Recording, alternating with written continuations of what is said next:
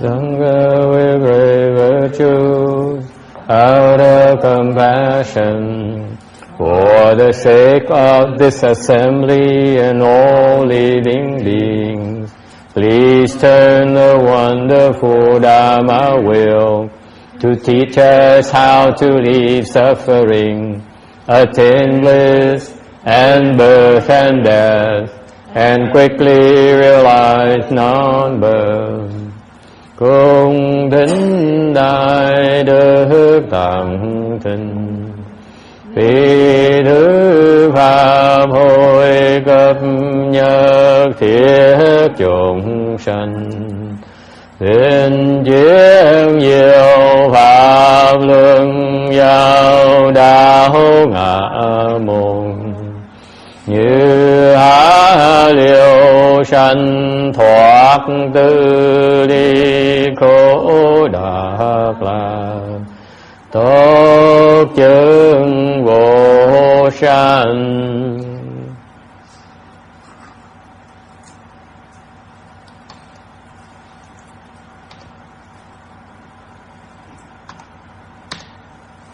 Homage to the blessed, noble, and perfectly enlightened one.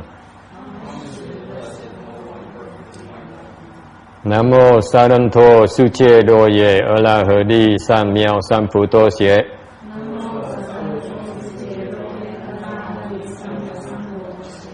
Nam mô Tát Đắc Tha Tô Già Đa Gia A La Ha Đế Tam Miệu Tam Bộ Đà Tọa.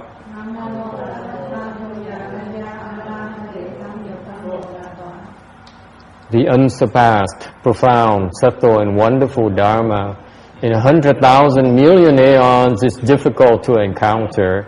Now that I've come to receive and hold it within my sight and hearing, I vow to fathom the thus come one's true and actual meaning. Wu shang sheng sheng wei miao fa bai jian wan jian an zao yu, 我今见闻得受持，愿解如来真实义。O Buddhas and Bodhisattvas, Earth Store Bodhisattva, Venerable Shenhua, Venerable Bhikshunis, all good known advisors, Amitabha. Chư Phật Bồ Tát, kính thưa Địa Tạng Bồ Tát, Hòa Thượng Tiên Hóa, quý sư cô và quý vị thiền tri thức A Di Đà Phật. Chư Phổ Bồ Sát, Địa Tạng Bồ Sát, sư phụ sang人,各位比丘尼, 各位善知识, 阿弥陀佛。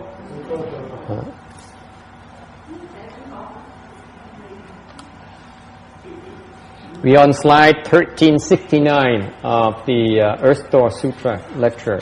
Ở tấm số 1369 của cái Kinh Địa Tạng. We just had some visitors from a temple in Garden Grove.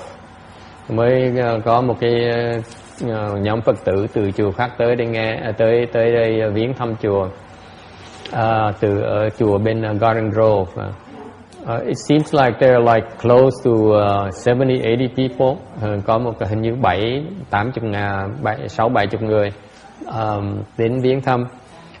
Most of them are women, only 2 or 3 men. Phần lớn hình như có 1-2 người đàn ông thôi, còn phần lớn toàn là phụ nữ hết. And it's amazing thing is I asked them, what is a Dharma door are they practicing? Người hỏi họ là họ tu pháp môn gì. They're not sure. phần lớn là không biết họ tu gì. What is it?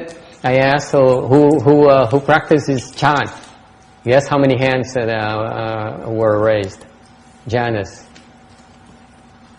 Hỏi là bao nhiêu người tu thiền? Hả? 0.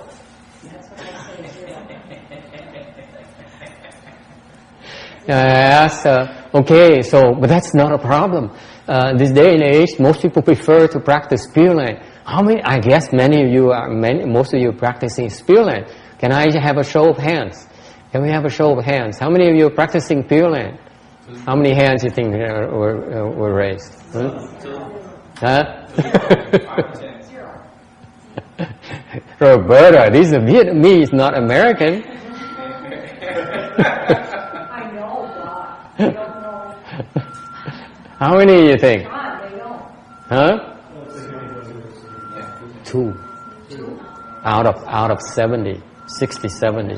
2 people practice Pure Land. 2 people. That's it. 2 of them are about to croak as well.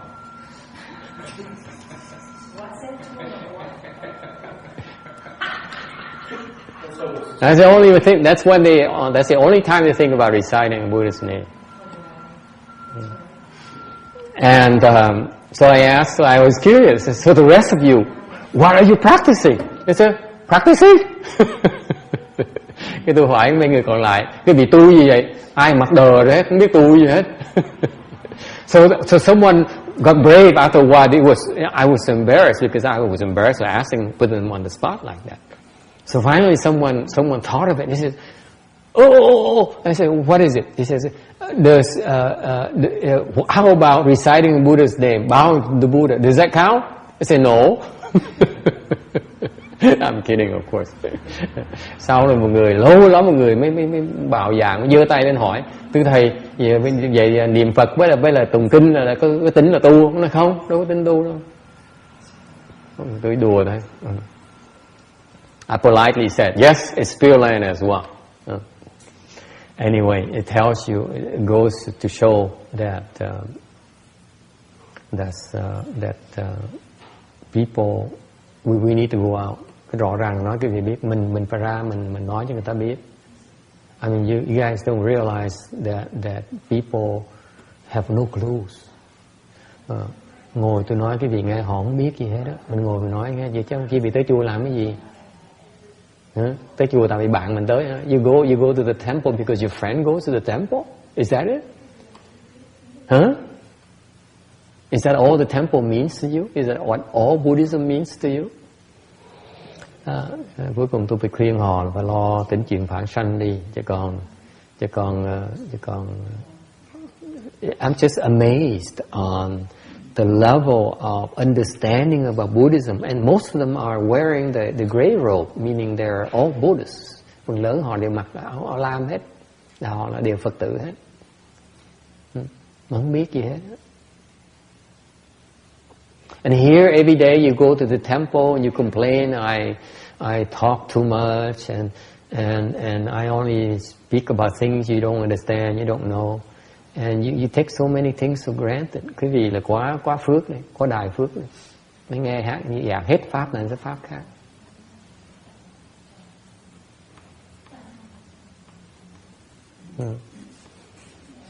Any questions or comments? Ai ý kiến thắc mắc gì không? It's very tough out there. People don't know. People have no clues on what they're doing. Người ta không biết gì hết, không biết tu gì hết, không biết tu là cái gì hết, không biết Phật pháp là cái gì hết. Phật pháp bây giờ nó chỉ là một cái mê tín dị đoan thôi. It becomes just like a superstition. Doesn't mean anything. Doesn't do anything for anyone.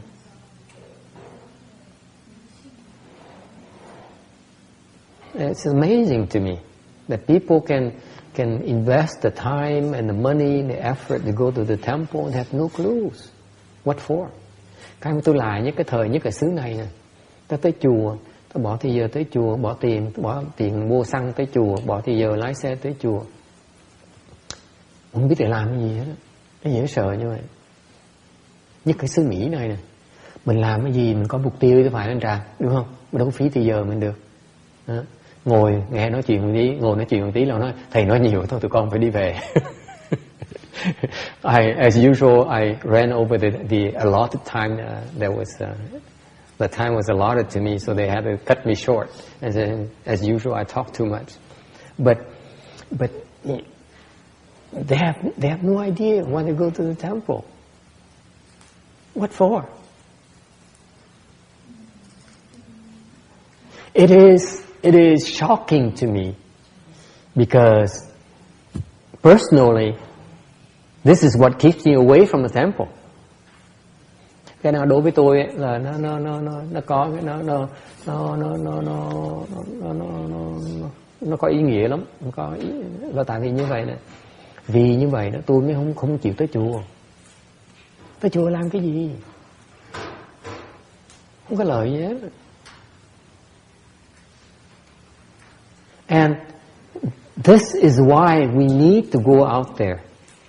And since we cannot wait for until the new lunar New Year comes around and have 60 people come to the temple before we can tell them. We can't. Quý vị thấy không? Mình thế nào mình ngồi để mình đợi cái đầu năm rồi người ta tới viếng chùa mình mới nói pháp người ta nghe được, mình phải ra kêu nói người ta nghe để người ta biết, để mà tìm cái giải thoát.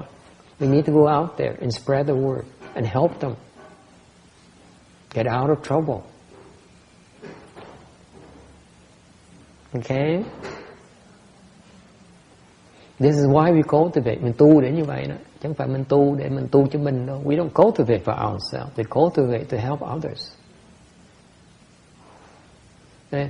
And after I gave the speech, the man, seems to be the only man there except him and the driver of the bus and the monk. So there's three of them.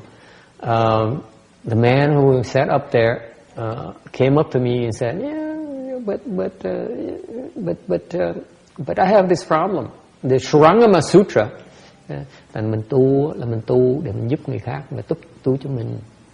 Thành ra tôi sau giảng xong nói pháp xong rồi thì cái người đàn ông mà ngồi ở trước này như một trong ba người, một ông thầy thượng tọa với ông tài xế với ông này, như có ba người đàn ông đi chung với đám phụ nữ thôi. Thì ông mới lên nói với tôi, lên một cái là giơ tay hỏi là thưa thầy, theo như kinh Thủ Lăng Nghiêm, he said, according to the Shurangama Sutra. I said, what? Shurangama Sutra. This man is for real. Dám trích cái kinh Thủ Lăng Nghiêm mà tôi giật mình. Ông này sao giỏi dữ vậy? He said, according to the Shurangama Sutra, okay, I vow to help all living beings. This is what cultivation is about. Nói gì? Nói là theo như kinh Thủ Lăng Nghiêm nói rất rõ ràng, Phật dạy rằng mình tu là mình phải nguyện giúp tất cả chúng sanh. Đúng không thầy? Nhưng sao mới đi tìm vãng sanh tịnh độ được? How can I possibly go for rebirth? I said, you don't have to go to rebirth. I don't want to go for rebirth. You don't have to go to rebirth. So I politely looked at him and said, I don't want to offend you, but let me give you the analogy. It's just like, and this is typical of me, you know, I offend people left and right. The first time I meet anyone. Về cái thói tôi là vậy, cái tật nào đó, cái thói đấy. Lần đầu tiên tới chùa, ta nói pháp với mình quay mình chửi, ta ngay lập tức, tôi nói thẳng với bác nghe, bác đừng có giận nghe chưa. Cũng giống như là với đứa con nít, nó nói với tôi là tôi muốn cứu cái thế giới này. Tôi trả lời muốn cứu thì nhất phải đợi lớn lên tí rồi cứu, chứ còn bây giờ chưa có đủ sức mà đã cứu, nó vô nó chuyện tông bậy tông bạ đó. And that's why I cut it off. So I said, please forgive me if I don't mean to offend you, but it's like a kid about this tall, this baby about this tall, proclaiming to me that I want to save the world. My reply is that you better wait until you grow up a little bit before you try to save the world. So he says, does it mean that but then if I go to the Pure Land, I can't come back here? I said, no, you will come back here.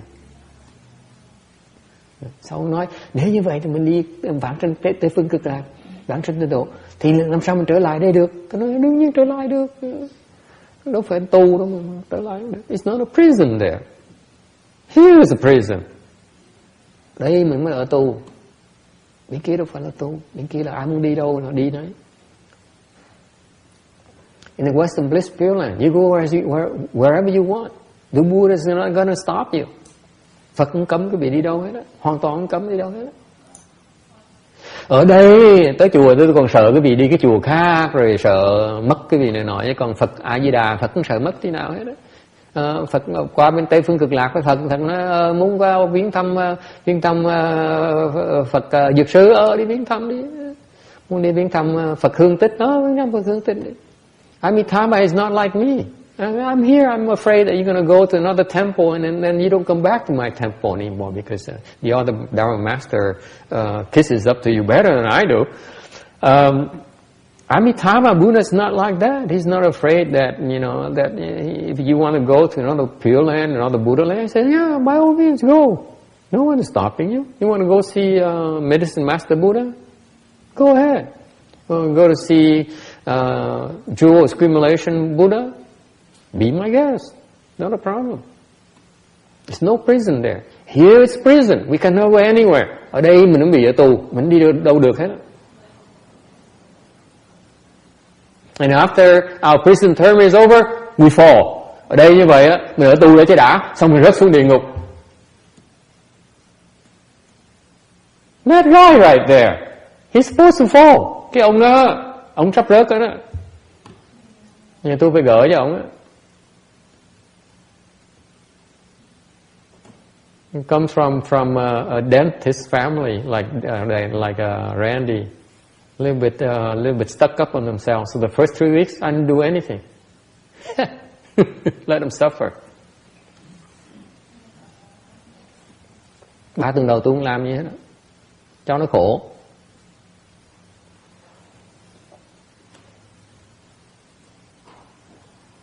Why? Why I didn't do anything? Because the daughter, the attitude is not too good. So I said, yeah, I can always return your money. And then 3 weeks later, she came and she asked me really to help. I explained to her the Dharma. She understood that it's important. The 49 days is critical. And then she asked me repeatedly, please help my father out. Please help him out. 3 tuần đầu tôi không làm gì hết. Làm lơ. Ráng mà chịu.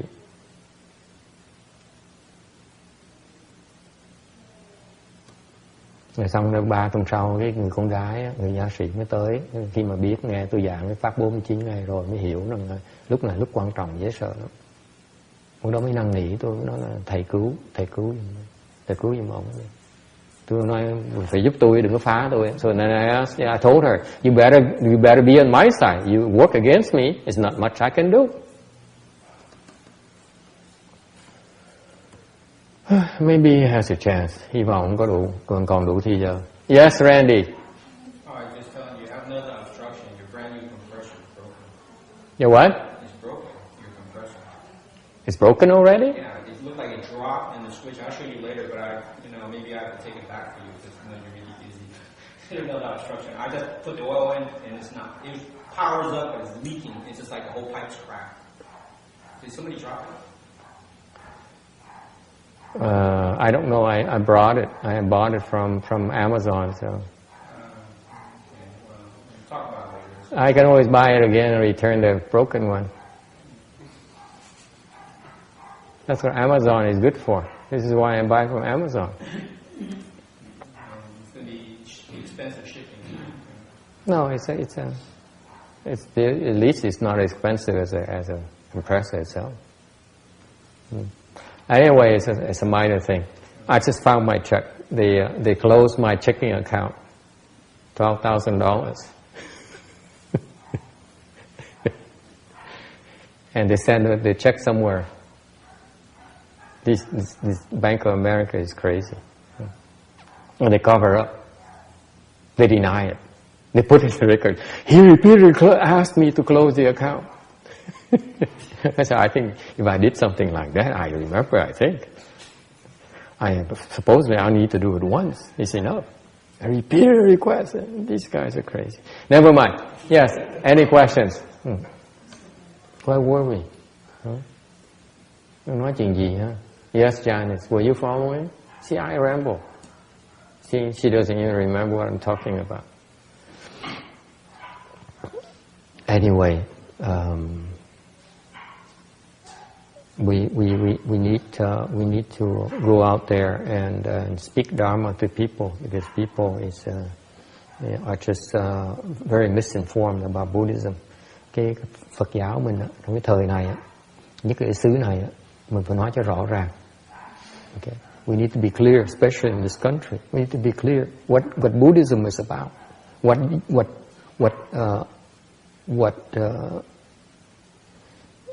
Buddhism has to offer. Why are we doing this? Mình làm cái này làm cái gì? All right. Questions or comments? I'm just amazed that people have no clues. Người ta không biết gì hết. Yes, sao chứ không?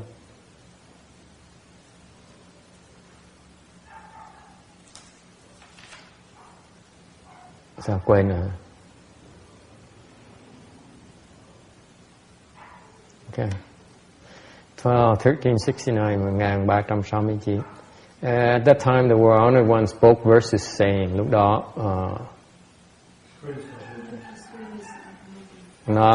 the screen is not there. Yeah, Danny warned me that the screen would not be working. Ông Danny nói trước là cái này nó chưa chắc nó làm việc.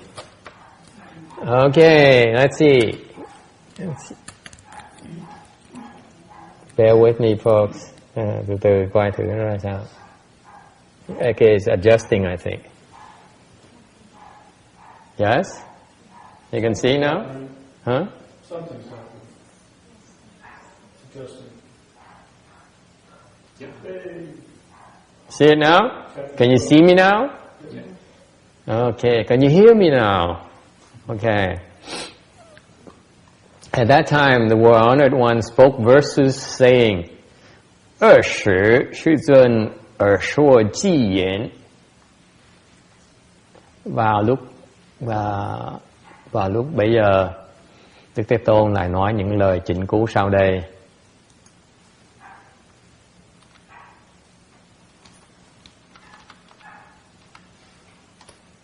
Và lúc ấy, Đức Thế Tôn lại nói những lời chỉnh cứu sau đây.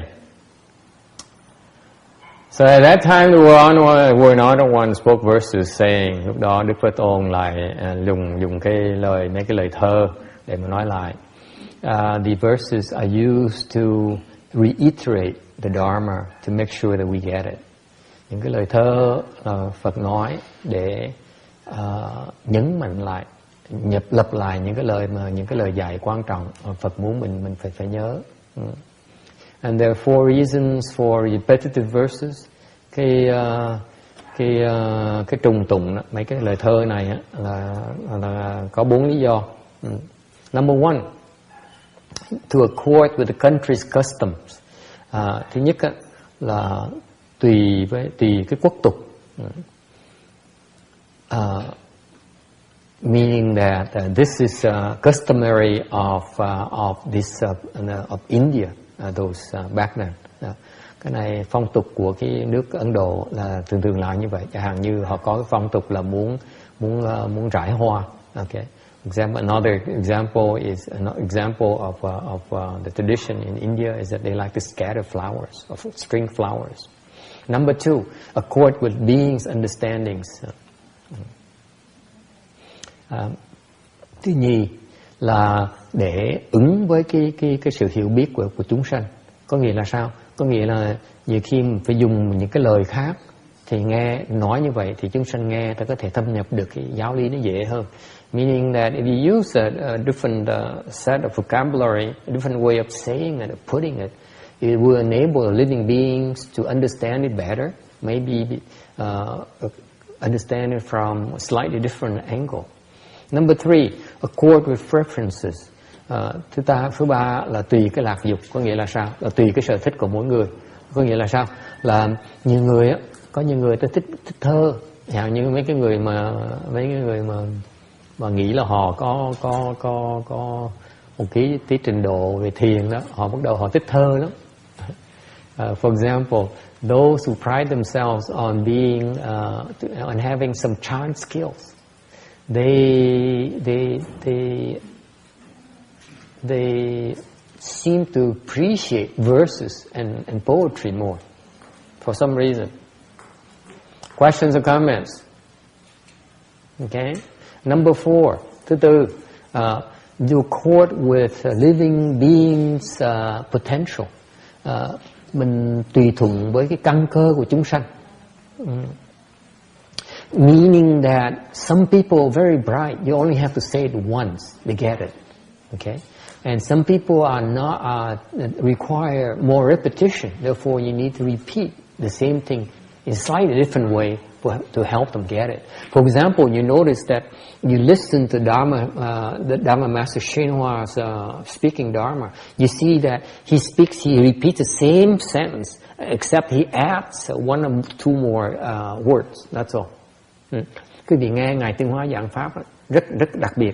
Ngài nói một câu xong á, xong thường Ngài thích tập lại cái câu đó là thêm 1-2 chữ nữa thôi. Đó là cái đó là, this is the fourth reason right here, meaning that sometimes you need to repeat it so that people has a chance to kick it around and let it seep in. And mình phải lập lui lập tới như vậy để người ta nghe, người ta có cái cơ hội, người ta có thể đủ cái thì giờ, cái cơ hội để mà cho nó thấm nhuần vào. Okay? I think verses are one of the more beautiful things in the Buddha's teaching. Cái làm thơ đó là cái mà đặc điểm của cái lời dạy của Phật. I remember Master Shenhua, he loves to compose poetry. Như Ngài Tuyên Hóa đó, Ngài rất thích làm thơ. Phải không con ơi? Hả?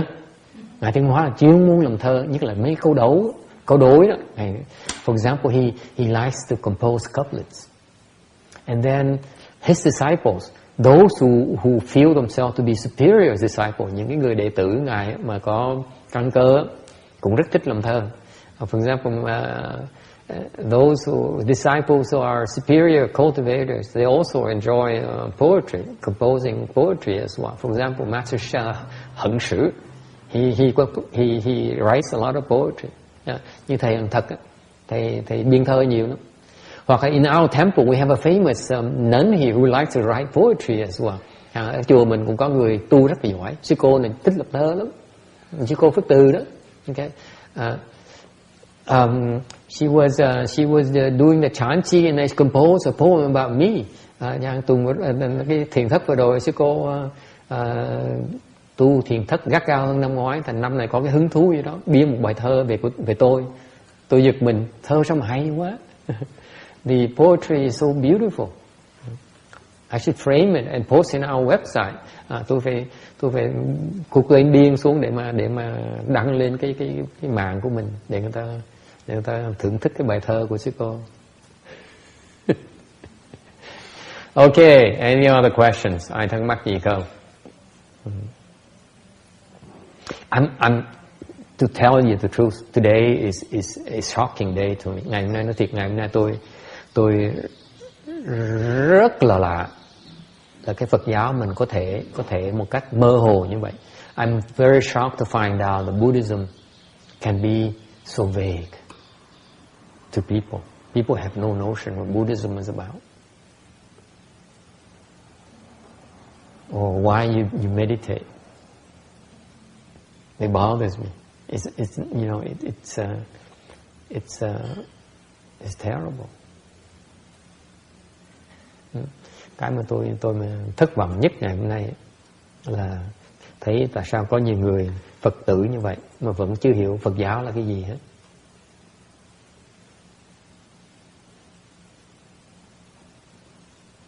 Let me put it this way. If you only have 5 minutes to talk to someone, what would you tell them? Hỏi ngược lại quý vị. Nếu quý vị có được có 5 phút thôi để nói người ta thôi về cái Phật giáo, quý vị nói cái gì bây giờ? What would you tell them? I had 15 minutes, so it's not fair. But I can't give you 15 minutes.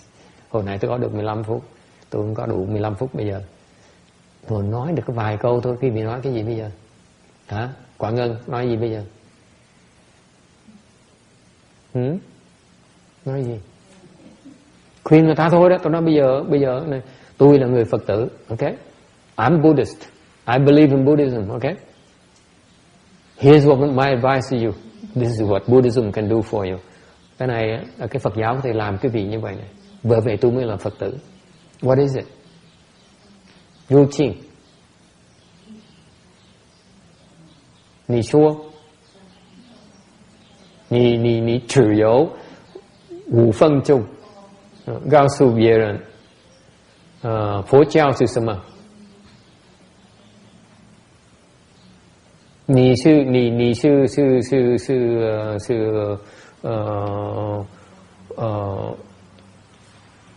佛弟子，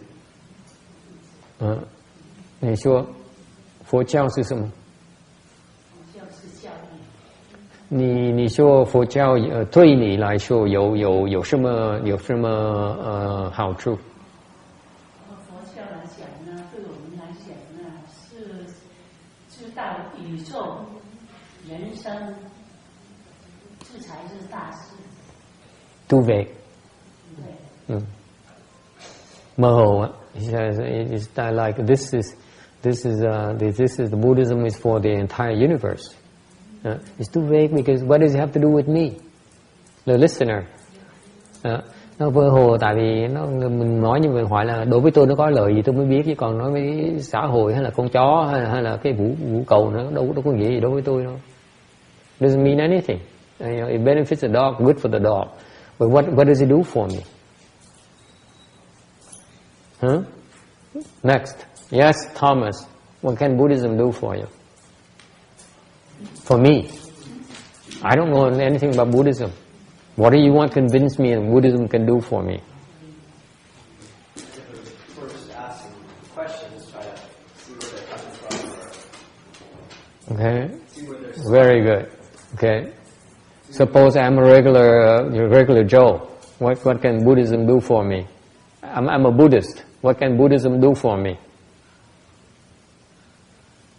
The 60 of them most of them are Buddhists. So what can Buddhism do for you? Text? I don't know. Well, for those people, I'm not quite sure what can do for them. Yes, Janice. What can Buddhism do for you? For these Buddhists. Mấy cô, bây giờ Phật giáo có làm gì cho Phật tử được? Mình ra người ta nó được có 2 câu thôi, 2-3 câu thôi, mình nói người ta là cái gì bây giờ? Thế cô Như Hương, nói gì bây giờ? Khuyên người ta cái gì bây giờ? Hả?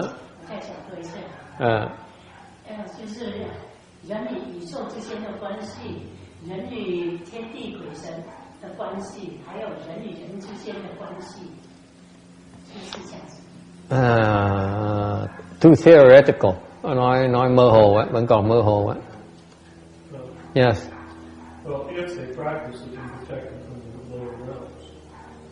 So I don't even think they've got any idea about that. Yeah, but you're using scare tactic. Yeah, well, This is what the Republicans do. We Buddhists don't do that. Yeah. Yeah. What Thomas answers is right. He says you need to determine what is it after. Isn't a whole thing that is not a whole lot of Buddhism cannot do for them. So he's right in that sense. Okay. But that's only from the worldly perspective. Hồi nãy ông người da trắng trả lời đúng, nói là mình phải muốn biết người ta cần cái gì, ta muốn cái gì để mình nói người ta biết. Tại vì thiệt sự cái Phật giáo mà mình muốn cái gì, Phật giáo có pháp để giúp cái vị muốn đã đạt được cái đó hết. Có gì mà Phật giáo không có. Okay. Như đó là cái pháp thế gian thôi. Buddhism is about escaping the will, escaping suffering. Cái Phật giáo là thoát cái khổ, đắc cái lạc, attain bliss. That's what Buddhism is about.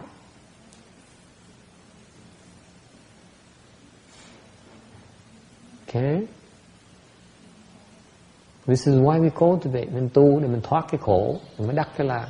We cultivate because we want to stop our suffering and we want to obtain bliss. If you don't see that you're suffering, there's no reason for you to cultivate. Nếu quý vị cũng thấy khổ thì không có lý do để mà tu.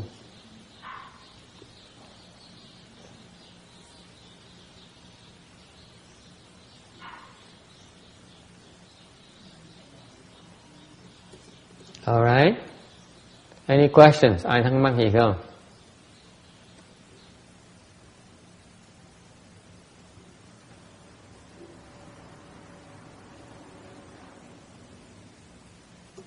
Alright. 1373. As I contemplate Earth Store Bodhisattva's awesome spiritual strength, speaking for aeon as many as Ganges sands would fail to describe it, to see, to hear, to worship, for but one thought, brings endless benefit to humans and gods. If a man's or woman's or God's or dragon's lifespan ends and he should fall into evil ways, but with utmost sincerity he takes refuge with this great being, his lifespan will increase and his offenses will be eradicated. It isn't quite rhyme, but this is the best that we can do. Ngũ quan Địa Tạng未神力，恒河沙劫难说尽，见闻瞻礼一念间，利益天人无量事。若男若女，若龙神，报尽应当堕恶道，自信为义大事生，寿命转增主业trạng. Ta xem Địa Tạng sức oai thần, hằng hà sa kiếp nói chẳng cùng, thấy nghe một niệm chiêm ngưỡng lệ, lợi ích trời người vô lượng sự, hoặc nam hoặc nữ hoặc rồng thần, báo tận sẽ sa vào đường ác. Chỉ tâm quy y thân đại sĩ, thọ mạng chuyển tăng tội chướng trừ. It doesn't quite rhyme either in Vietnamese. Quán tức là dùng cái mắt của cái Phật nhãn để mà quán. Contemplate here is the Buddha is talking about using his Buddha eyes, which is like 1,000 suns that shines and illuminate and observes all the three periods of time. Thì khi mà nói quán là đang nói về Đức Phật đang dùng cái Phật nhãn là sáng quắc như một ngàn cái mặt trời vậy đó, có thể chiếu sáng và có thể quan sát cái sự giống như là có thể thấy giống như là trong cái lòng bàn tay vậy đó.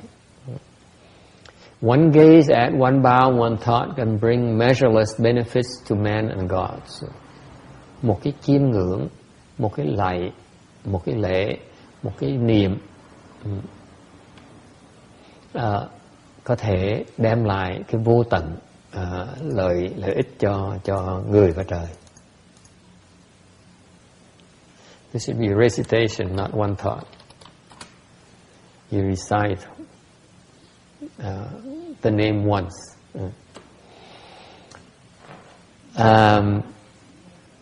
Or you take refuge of the Bodhisattva, we increase blessings without interruption.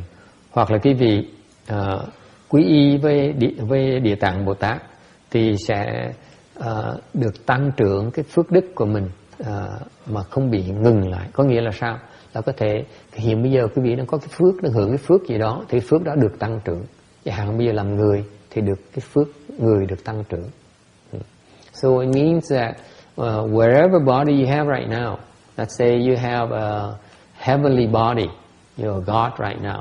And if you take refuge with the Bodhisattva, that act alone will increase your heavenly blessings, so you live longer.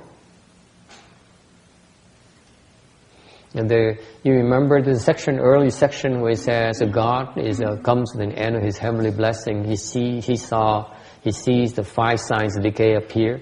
If he brings forth the resolve to take refuge with his Bodhisattva, the lifespan will increase and his heavenly blessing will increase as well. Cái phần trước quý vị có thể nhớ mang máng là có cái khúc đó Đức Phật nói rằng nếu như cái vị trời mà thấy cái phước trời nó hết rồi, phước trời hết rồi làm sao biết rồi, tại vì cái ngũ soi tướng đó, nó hiện ra thì những cái hiện tướng nó cho báo cho mình biết là mình sắp chết tới nơi rồi. Thì những người trời đã biết như vậy, họ quy y với Địa Tạng Bồ Tát ấy, thì cái mạng sống nó được kéo dài ra, phước trời được tăng trưởng nữa. And so this Bodhisattva here, this Earth Store Bodhisattva, you practice it, will bring you endless benefits, and it's not enough time to mention them all. Thành nếu như tu theo cái pháp Địa Tạng Bồ Tát này thì sẽ tạo rất nhiều phước, mà nói không thể cùng tận.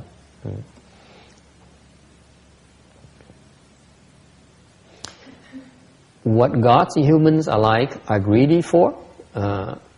Những cái người, cái trời họ giống nhau ở chỗ nào?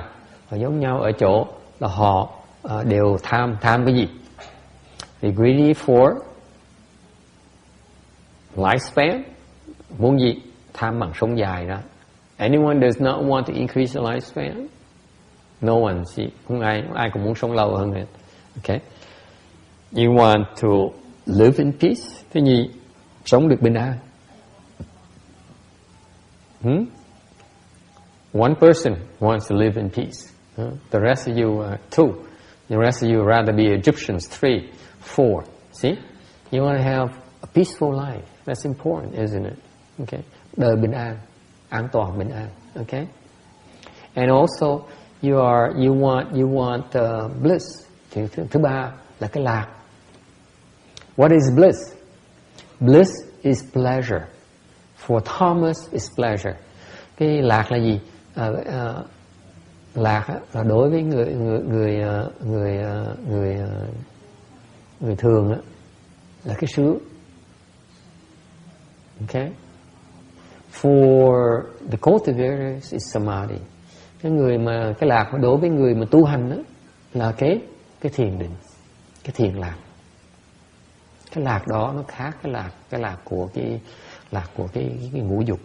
The dhyana bliss, the chan bliss is quite different from your sensory bliss, your sensual pleasures. Okay? And finally, what else do people want, are greedy for? The four things they're greedy for. Lifespan, you want to live a long life. Họ muốn gì? Trời với người muốn thứ nhất là sống dài. Okay, sống lâu dài để làm gì? Để hưởng được bình an. Okay. They have a long life, a peaceful life, a safe life. They want to have a lot of bliss. Họ muốn được cái lạc. Okay. And what else? The fourth one is they want no trouble. Không bị hoạn nạn.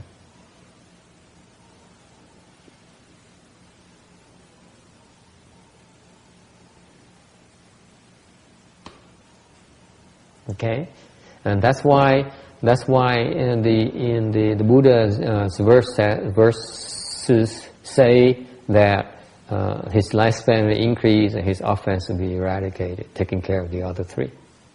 Thành ra Đức Phật mới nói là cái mạng sống của cái người này nó sẽ được tăng trưởng và những cái nghiệp, những cái nghiệp sẽ bị tiêu trừ, nghiệp chướng sẽ bị tiêu trừ.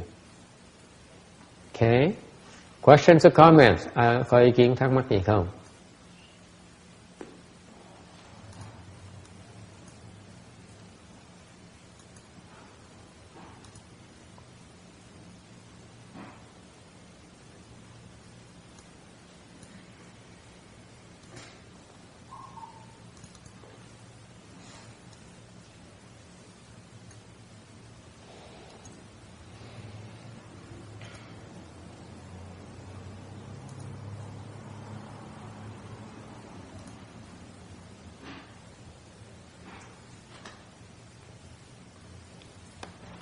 Okay. Next slide, 1377, 1377. Those who when small lost the parents' loving affection and do not know what path their spirits took, lost brothers, sisters, or some other kin, whom they never knew quite while they were growing up, should carve or paint an image of this great being, should gaze and worship him unceasingly, and for 21 days constantly recite his name. The Bodhisattva will manifest a boundless body and show the realms in which the kin were born. And even if they've fallen into evil path, they will find escape. It isn't quite right. 少是父母恩爱者，为知魂神在何去？兄弟姐妹及诸今生长以来，皆不是或读、或述、或画大士生，背练站立不站者，三际日中念即名，菩萨当现无边体，是其眷属所生界，总堕恶趣寻处理。Trẻ thơ sớm mất tình phụ mẫu, chẳng rõ thần hồn lạc nơi đâu. Anh em chị em cùng thân thuộc, sanh trưởng đến nay chẳng biết nhau. Hoặc nặng hoặc vẽ hình đại sĩ, hoặc nặng hoặc vẽ hình đại sĩ. Cảm thương chim lễ chẳng muốn rời. 21 ngày luôn niệm danh hiệu Bồ Tát hiện thân vô biên. Bồ Tát thất hiện thân vô biên, chỉ rành quyến thuộc ở nơi nào. Ở nơi nào dầu sa ác thú cũng ra màu.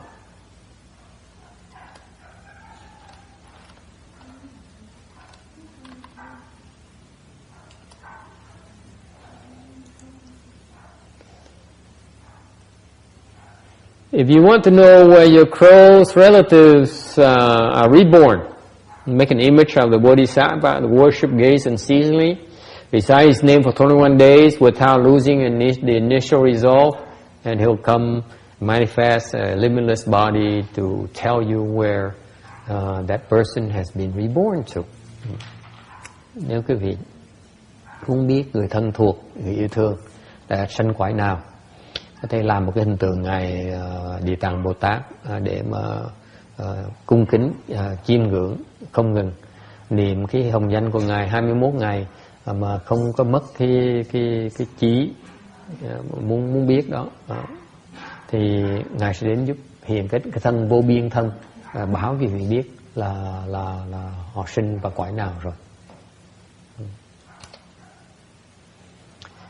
1381. If one is able to decide, if one is able to not retreat from one's first resolve, the crown of one's head will be rubbed and a prediction of sagehood received. One who wishes to cultivate a body unsurpassed and leave behind the suffering triple world, having given rise to the great compassionate heart, should first gaze upon and worship the image of this great being. Each wish one makes will quickly come to pass. Karmic hindrances can never cover up nor hinder. 若能不退是助心，即获摩顶受胜记，欲修无上菩提者，乃至处理三界苦。是人即发大悲心，心当站立大事相，一切祝愿速成就，永无业障能遮持. Nếu được sơ tâm chẳng thất thối, liền đặng so đảnh thọ thánh ký.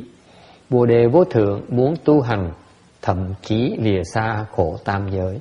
Người này đã phát đại bi tâm, trước nên chiêm lễ tượng đại sĩ. Hết thảy nguyện ước chóng thành tựu, nghiệp chướng vĩnh viễn chẳng ngăn đặng. One may resolve to decide a sutra text on slide 1384, wishing to cross over the crowds of confused beings to the other shore. But although making such a vow is inconceivable, our efforts to accomplish it are in vain, for whatever One reads it shortly, thereafter forgotten.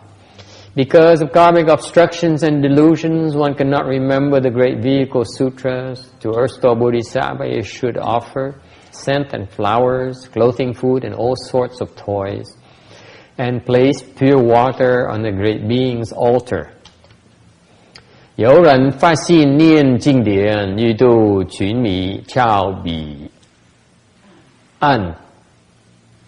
岸是什么意思？案就是案件的案，我指的案件。动机案，那这个案不是岸，不是 shore. But that's not a shore character, is it? No, but this an here is not a shore. It's not a shore character. 可能错把岸边的岸应该三字头。这是有 so there's a typo here. 遂立誓愿不适宜寻睹寻望堕废失，世人有业障感故，于大圣境无能济，供养地藏以香华，衣服饮食诸玩具，以净水岸大世间。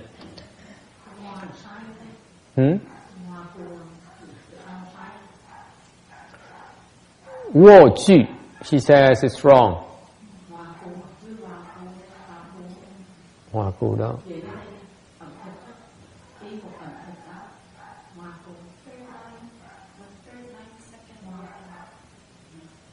third line.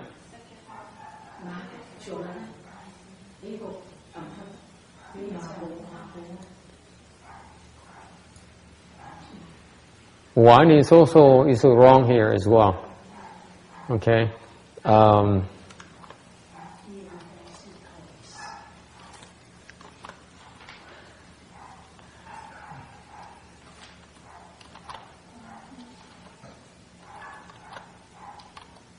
don't think I have Chinese here.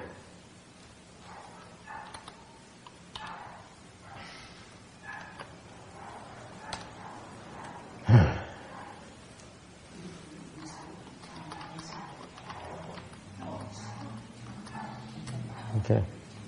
There's a typos here on slide 1385. The an is wrong and the one is wrong as well. I don't remember what the one character is like. Có người phát tâm tụng kinh điển, muốn độ quần mê vượt bỉ ngạn, dầu lập thệ nguyện chẳng nghĩ bàn, đọc rồi liền quên luôn sót mất. Người này nghiệp chướng khiến u mê, học đại thừa kinh chẳng nhớ được, cúng dường Địa Tạng với hương hoa, y phục uống ăn cùng ngoạn cụ, bày chén nước trong trước đại sĩ.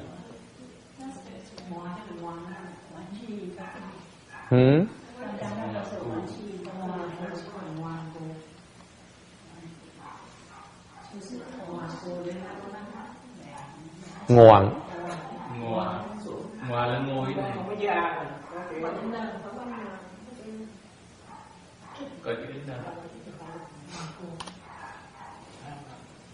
Tọa được không?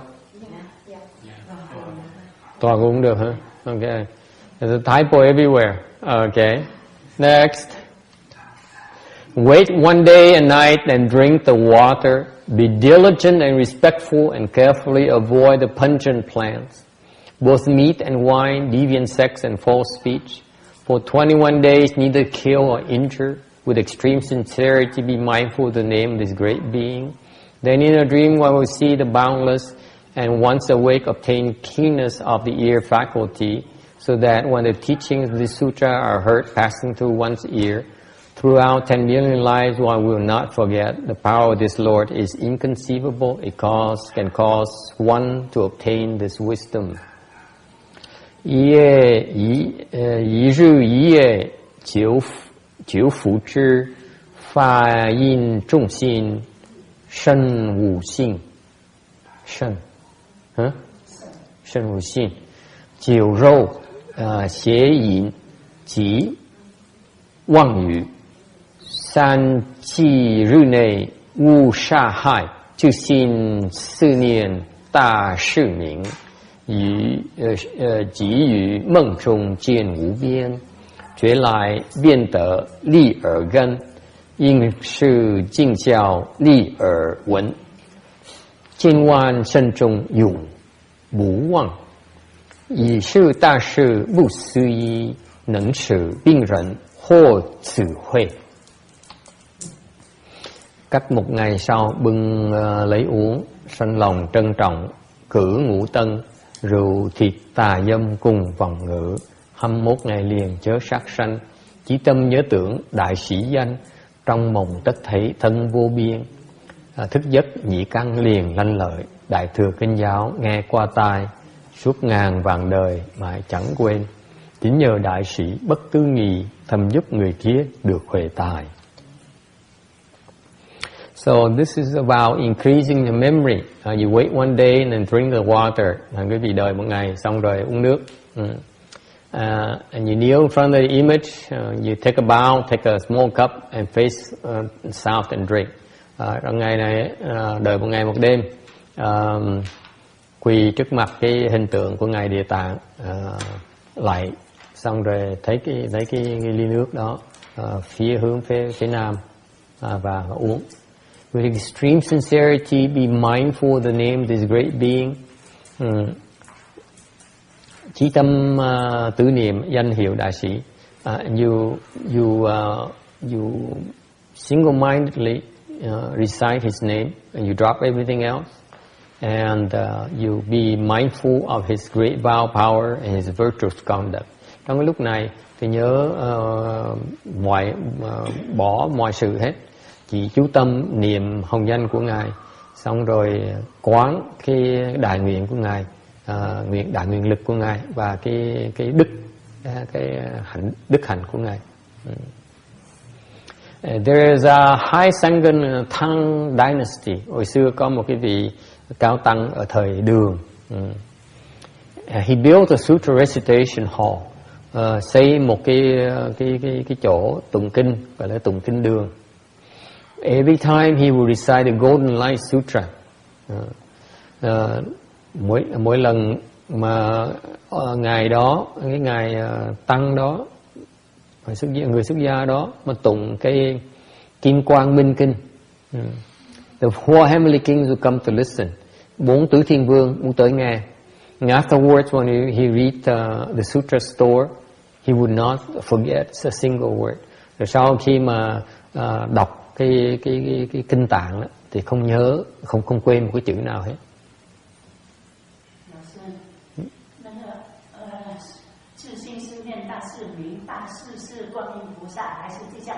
Đi Trang Hoàng菩萨.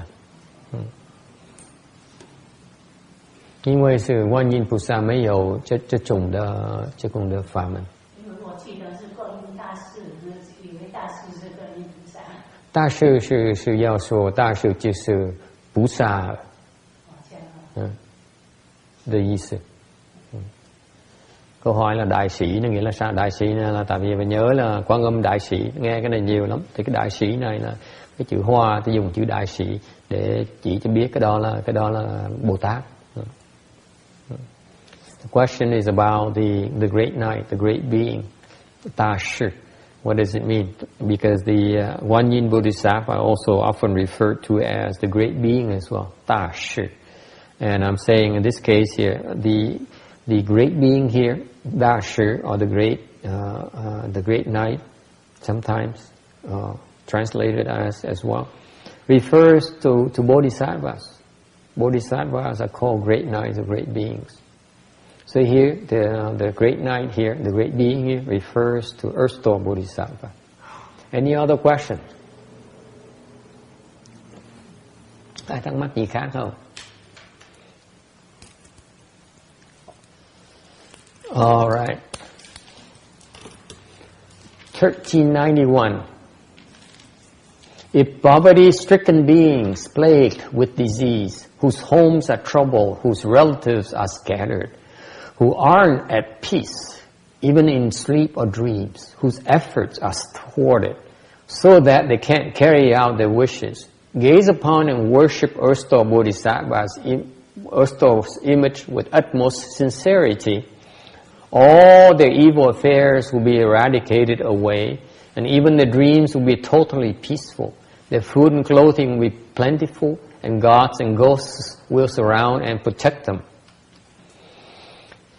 贫穷众生疾病、家财凶衰眷属离，睡梦之中系不安，久者怪鬼无正随，自信占理立藏相，一切恶事皆消灭，至于梦中尽得安，一府丰绕神鬼护。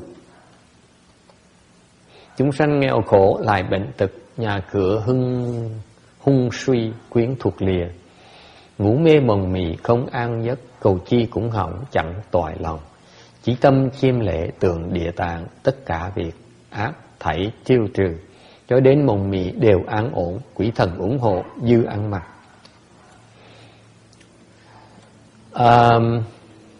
The meaning is fairly obvious. There's an anecdote. There's a group of people who boarded the boat going into the high seas. Cái ý nghĩa cái câu thơ này nó rõ ràng lắm. Thì có một câu chuyện là có một cái nhóm người lên thuyền đi vào biển đại dương. They encountered the evil wind which brought them to the Yaksha country. Thì họ bị cái gió thổi vào, lọt vào cái chỗ cái quỷ già xoan. One person recited one yin and taught the rest to do so. Thì một người đó phát tâm niệm hùng danh ngài Quan Âm rồi khuyên mấy người khác làm như vậy luôn. One Hinayana monk refused. Một cái người tu nguyên thủy từ chối.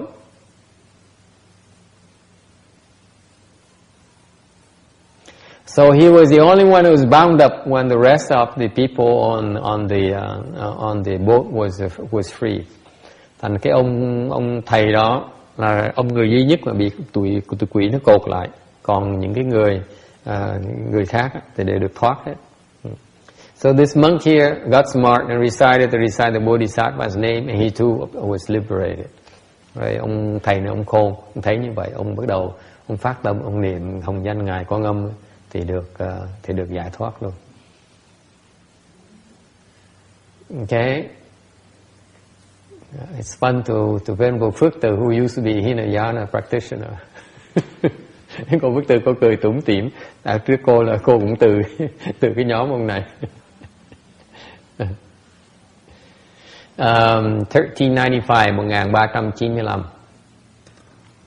Those who travel in mountain forests, across great seas, or among poisonous evil birds and beasts, or evil people, among evil ghosts and spirits and also evil winds, so many kinds of troublesome disturbances, need only gaze in worship and make offerings to an image of Earth Store Bodhisattva, the great being.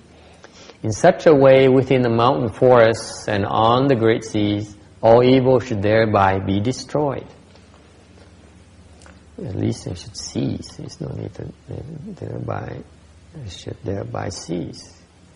At least it rhymes a little bit. Let me change it now before I forget. There you go. I temper a little bit with the DRBA translation. Yiru shanlin ji du hai, du er jin shou ji er ren, er shen, er gui, bing er feng, yi jie zhu nan chu ku nao, dan dang zhan li ji gong yang, li zang bu sa ben大象如是山林大海中，应是诸恶皆消灭。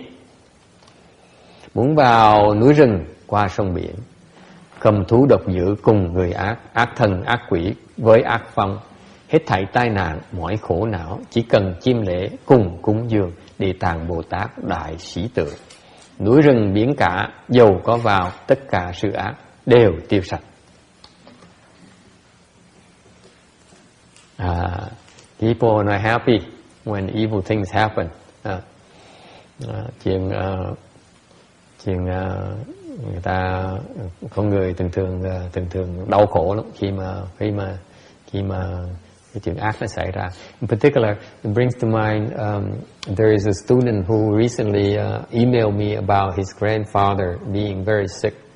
Nhất là có một người học trò mới biên email tôi than phiền là cái ông nội đó, bị bệnh rất là nặng, and he's in a nursing home, ở trong cái nhà viện dưỡng lão đó.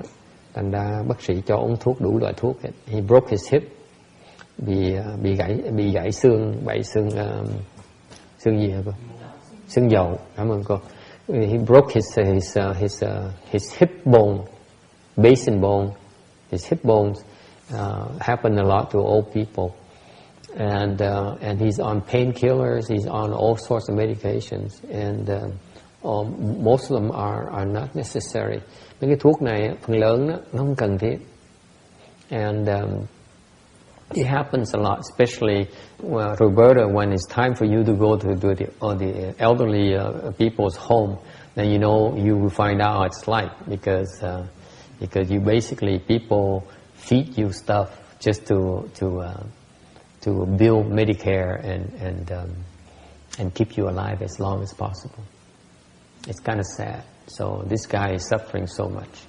Cái chuyện đáng buồn lắm, đáng thương lắm, là tại vì cái người lớn tuổi ta vào cái viện dưỡng lão rồi, người ta chỉ lo cho cái việc uống thuốc thôi, cho nhiều thuốc ta cần để sạc nhiều tiền với chính phủ hơn. Rồi xong rồi họ cố gắng kéo dài cái mạng sống cái vị càng lâu là họ càng được nhiều tiền hơn. Tội nghiệp mấy người già xứ này nó khổ dễ sợ lắm. Okay. So it's a rather painful way to subsist. And this student here of mine, he got so upset, and he wanted to help. Thì cái ông học trò này muốn cứu, muốn giúp ông nội. And I tried to tell him that you need to create blessings to help relief, and the more importantly, you need to prepare for his rebirth. Tôi mới khuyên là chuyện giúp đỡ cái đau đớn là chuyện nên làm. Như đây phải nhìn cái đại sự, phải nhìn cái chuyện lớn là phải lo cái chuyện vãng sanh của ông nội. Cơ hội rất là tốt. The men and ghosts and spirits have kind and the good, the bad and the ugly.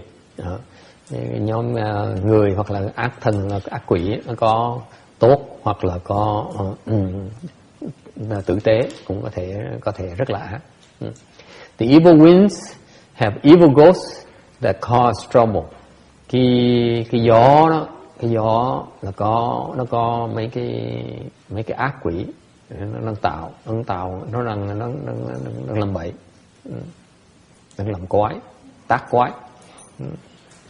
And how does the Earth Store Bodhisattva dispel these evil beasts and ghosts? He can be like a lion's roar, and they hear of him and they run away. Nên là ngài Địa Tạng Bồ Tát làm sao mà đuổi mấy cái tụi quỷ với là mấy tụi ác thú này.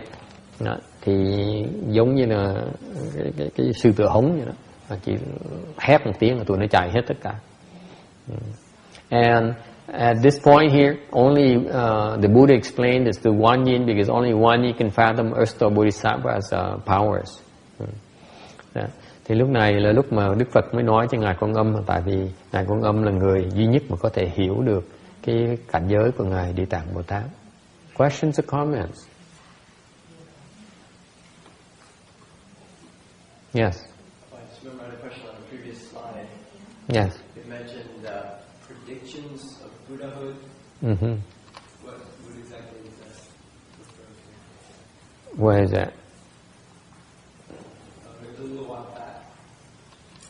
Okay, and no need to go that far. Okay. Câu hỏi là thọ ký là sao? This is what Buddhas do.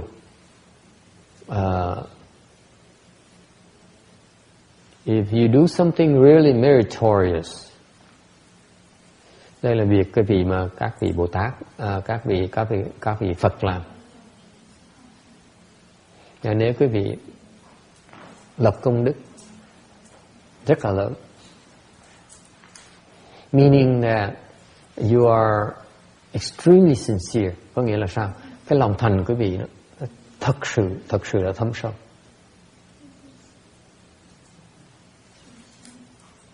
Then the Buddha then will look at you and will encourage you on by giving you a prediction.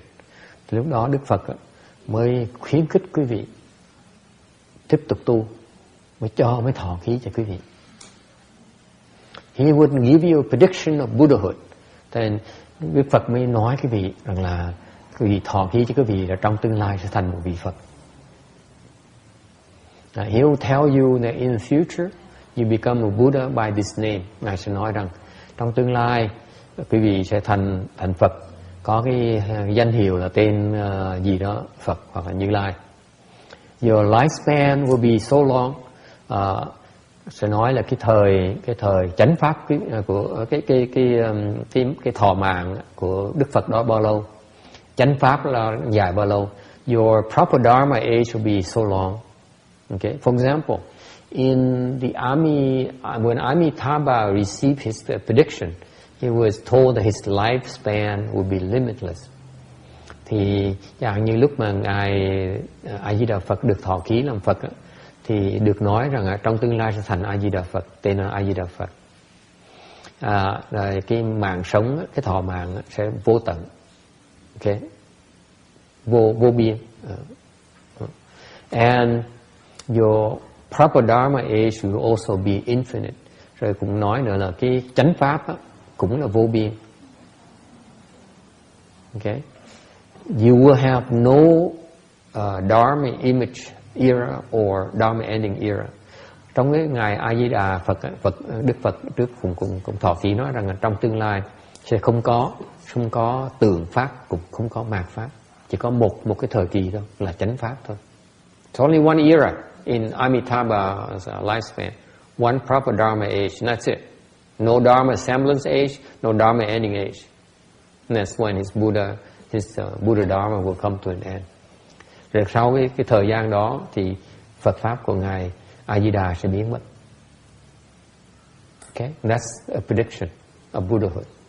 So prediction is a short for prediction of Buddhahood. What are the dharma semblance and the dharma? The proper dharma age, câu hỏi thứ gì là cái tượng pháp là mạt pháp là sao? The proper dharma, let me go back. The proper dharma is the dharma era that is during which people who cultivate, the overwhelming majority of them will obtain the fruition of sagehood. Cái chánh pháp là cái thời kỳ mà cái phần lớn những cái người mà tu hành đều đắc quả hết. It is also called samadhi strong era. Cái thời đó họ tu định lực rất là thịnh, rất thích tu định lực.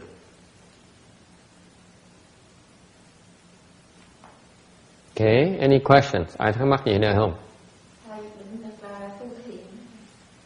Định lực hả? Định lực là tu thiền cũng được, tu niệm Phật cũng được.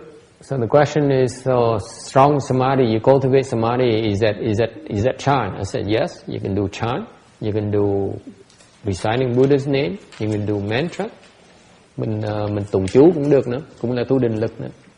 Định lực á là cái chú tâm, cái khả năng để mình chú tâm vào để cái tâm một chỗ thôi, không có xê dịch nữa, mình dừng một chỗ, dừng lại một chỗ thôi. So samadhi, the ability to stop in one place, concentrate on one thing. That's samadhi.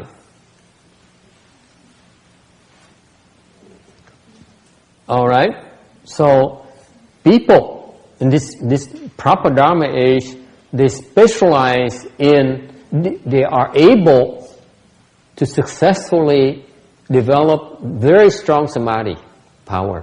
Trong cái thời kỳ mình chánh pháp á, là cái thời kỳ mà những người tu luyện á, có thể luyện được cái trình độ định lực rất là cao. Any questions? Yes. Vậy là trong mấy cuốn sách thì nói là cái thời kỳ chánh pháp là giới luật được thành tựu. Vậy thì nó có khác không? Cái gì được thành tựu? Giới luật. Giới lực được thành tựu, đúng. Cái định lực nó được nó có, tại vì họ giữ giới rất là hay. So they say that someone says that during the proper Dharma age era, the precept power are realized. I say that's correct. That is also another way of saying that the samadhi power is based on the precept power. It's one and the same. It's two different aspects of the same thing, just like the palm of the hand. Okay? Cái giới thể với cái định lực là giống một cái bàn tay thôi, nó khác mặt thôi, đều cùng một thể. Cứ nhìn về một bên đó, gọi là cái giới thể, bên kia gọi là cái định lực. If you look from one side, it's called precepts. The other side is samadhi power. Questions here?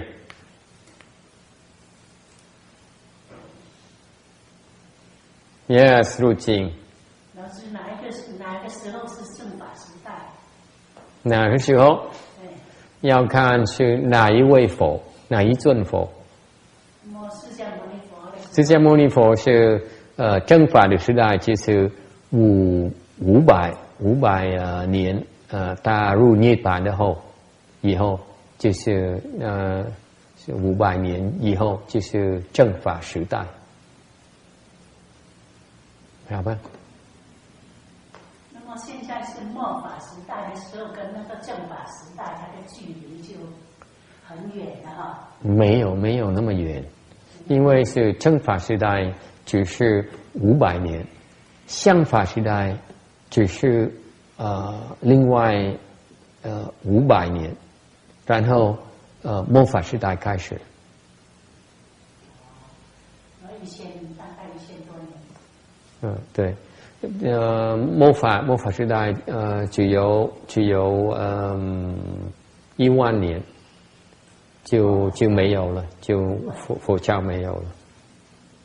这个是释迦牟尼佛的法，这是阿弥陀佛的法是不一样的，每尊佛是不一样的。Câu hỏi là cái hiện bây giờ cái mặt pháp với cái chánh pháp nó xa nhau không? Thì tôi nói là cái chánh pháp của ngài Thích Ca Mâu Ni là 500 năm sau khi mà ngài nhập diệt á, thì gọi là cái chánh pháp. 500 năm sau tiếp nữa gọi là tượng pháp. Rồi cái mặt pháp có 10.000 năm sau nữa. Rồi hiện bây giờ mình cách cái chánh pháp không bao lâu hết đó. Mình còn khoảng chừng 8.000 năm nữa là Phật pháp hết Phật pháp rồi. So the question is so are we are in a Dharma ending era. So is it far away from the proper Dharma age? Says no, it's not. Proper Dharma age for Shakyamuni Buddhas, Dharma is only 500 years after his entering Nirvana. The next 500 years would be the Dharma semblance age. And then the next 10,000 years is the Dharma ending age. So we're into the Dharma ending age. We have another 8,000 years to go before there's no more Buddha Dharma. So you better hurry up a little bit before it's too late. Cái việc lo tu lẹ chứ còn vài ngàn năm nữa là hết rồi đó.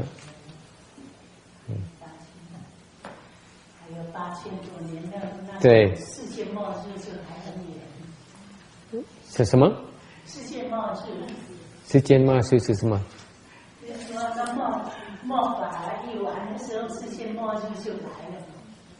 最近啊，那个倒数9天灯有那个世界末日。世界末日是哪一位？世界末世啊 ，the end of the world。没有，还没有世界还没有末，还没有末，要等很久。几个月1-2个月前的那个倒数9天灯啊，灯到很厉害。因为是现在是大概是人的寿命是60岁吧对不对？世间末世是要等到很久，很久，因为是你的苦还没够，你的痛苦还没够，所以需要再受苦。对。Hỏi là như vậy, cái mạt pháp là như vậy, xong cái thế giới nó tàn, không có thế giới còn lâu mới tàn nữa, không có Phật pháp nó càng khổ, lúc đó mới thiệt sự mới thấy khổ. Lúc đó khổ mà không có cách nào mà giải thoát được cái khổ. You understand? Đừng có nói khổ, đừng có nói cái tưởng là dễ đâu, tại vì không phải là mạt pháp là 10.000 năm xong là cái thế gian nó tàn đâu, không có đâu. Sau cái Phật pháp nó hết rồi á, thì cái thế giới này vẫn còn lâu lắm nó mới tiêu, nó mới thành không, nó mới bị hoại. Thời gian tại sao nó lâu không thể tưởng được, lâu thiệt là lâu. Tại sao? Để mình tiếp tục mà khổ, kim điền tiếp tục tới đây để mà chịu khổ. Chứ sao? Cái pháp nó là như vậy đó. Mình tạo nghiệp mình tới mình thọ cái khổ, mình chịu thôi. Lúc đó cái khổ nó cực kỳ khổ. Tại sao? Bây giờ mình khổ mình còn lối thoát. Lúc mà cái thời mà sau cái thời kỳ mạt pháp rồi, hết pháp rồi á, lúc mình khổ không có vô phương cứu chữa. Mình khổ để mình khổ chứ khi mình chết luôn, những cách nào mà thoát được hết, những cách nào mình tu được hết, đâu có ai dạy đâu mà tu, những cách nào mà thoát được. Mình sinh ra để khổ để mà chết. Bị đọt dễ sợ không? Bây giờ mình còn sướng lắm, bây giờ mình còn hên dễ sợ lắm, mình còn gặp còn cơ hội để mà tu. I want to remind you, when the Dharma ending era is over in 8,000 years, it does not mean the world will come to an end. It only means that there's no more Buddha Dharma. That means that people after the Buddha Dharma is no longer around, people will be suffering intensely, and they have no ways, they have no relief possible. Why is that? Because that's what we have to endure if we create offenses. After the Buddha Dharma is no longer available, you have no relief. There's no possible relief for you. You come, you're born, you suffer, and then you die. It's not that much different from being in the hells. Lúc đó không có khác gì ở địa ngục lắm. Mình khổ dễ sợ. Yes, Roberta. When I first started coming here, you said it was a Dharma ending stage. That's not 2007. That was. Yeah. You have a few more thousand years, honey. So it's not, it's not like it's not. You said that in the beginning, but I didn't realize you said one. I thought you said 1,000 years. It's 10,000 years. No, it's 10,000 years. Huh. Yeah, your kids still have a chance. There's a few the future generation, and we can't have any guarantee. Okay, any other questions about this, the era thing here? The point here, yes, Thomas. Oh, just again, it was 500 years of proper Dharma era. Yes. And then Dharma semblance age, was that how long? 500. Another 500? Somebody says 500 or 1,000, approximately. I just wasn't sure what the Dharma semblance age was. Dharma semblance age is 500 or 1,000 years. No, but what was that period like? That period is a period where, and thank you for asking, the period is a period where people cultivate blessings. They don't cultivate samadhi anymore.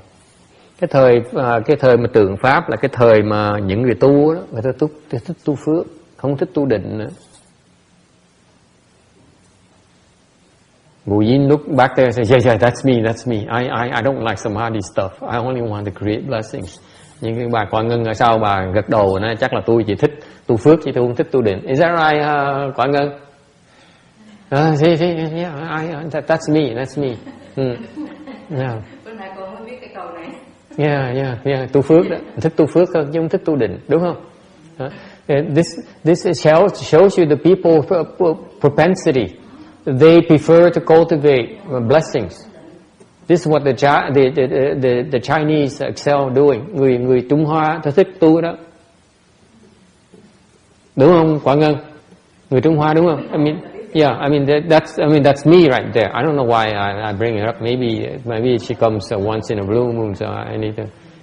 But so people enjoy cultivating blessing. They enjoy making offering. They want to build temples. They want to encourage people to lead the home life, support the Sangha, and they build places to help the Sangha cultivate. They help propagate the Dharma, but they don't cultivate. They refuse to cross their legs. Nói cách khác, những người nào họ thích xây chùa, họ thích xây tượng, họ thích in kinh này nọ thôi, chứ còn họ cúng dường này nọ, chứ còn họ mà nói chuyện mà họ xếp bằng là họ không thích. Nó xếp bằng nó đau chân lắm. Cũng nhìn nhau cười nữa. Some people, hả? Đi lang thang rồi. Đang tu phước, phải cần tu phước, phải cần như vậy. This is very important. Don't belittle that, because that's very important. Phải tu phước, nó quan trọng dễ sợ lắm. Phải có phước ngồi mới được. You have to have the blessings before you can cross your legs. Cái người mà xếp bằng được là cái người có phước lắm, xếp bằng mới được. Người xếp bằng không được, đứng là xếp bằng một tí đứng dậy là phải chạy đi, giống như con gà mắc đẻ vậy đó. You know, if you don't have enough blessings, if you don't have enough blessings, the moment you cross your legs, you feel like getting up and leave and do something. You just can't help yourself. Okay? Any questions? This is why, by the way, we in Buddhism, in Mahayana, we like to organize the chanchi. Thành ra lúc mà mấy cái bên Đại Thừa chúng tôi thích tổ chức mấy cái thất, như mấy cái thiền thất á. Because during this chanchi here, we get to sit up here and watch those of you who fidget like crazy, and we know what kind of level of blessings you have. Thành lúc mà thiền thất như vậy, chúng tôi nhìn đó, tôi ngồi đây quan sát cái việc coi người nào nhúc nhích, đụng đậy, đi lui đi tới, mấy người đó là hơi thiếu phước một tí đó. And those people who fidget, who can't move, who can't sit still, those are the one we put to work. Mấy người đó là phải sai đi làm việc để mà tạo phước. Tủm tỉm nữa. Right. They go to the what world? The what? The what world? What world? No, I didn't. They all go to the something world. Did I say that? You said you put them to work. Work. They put them to work. Yes.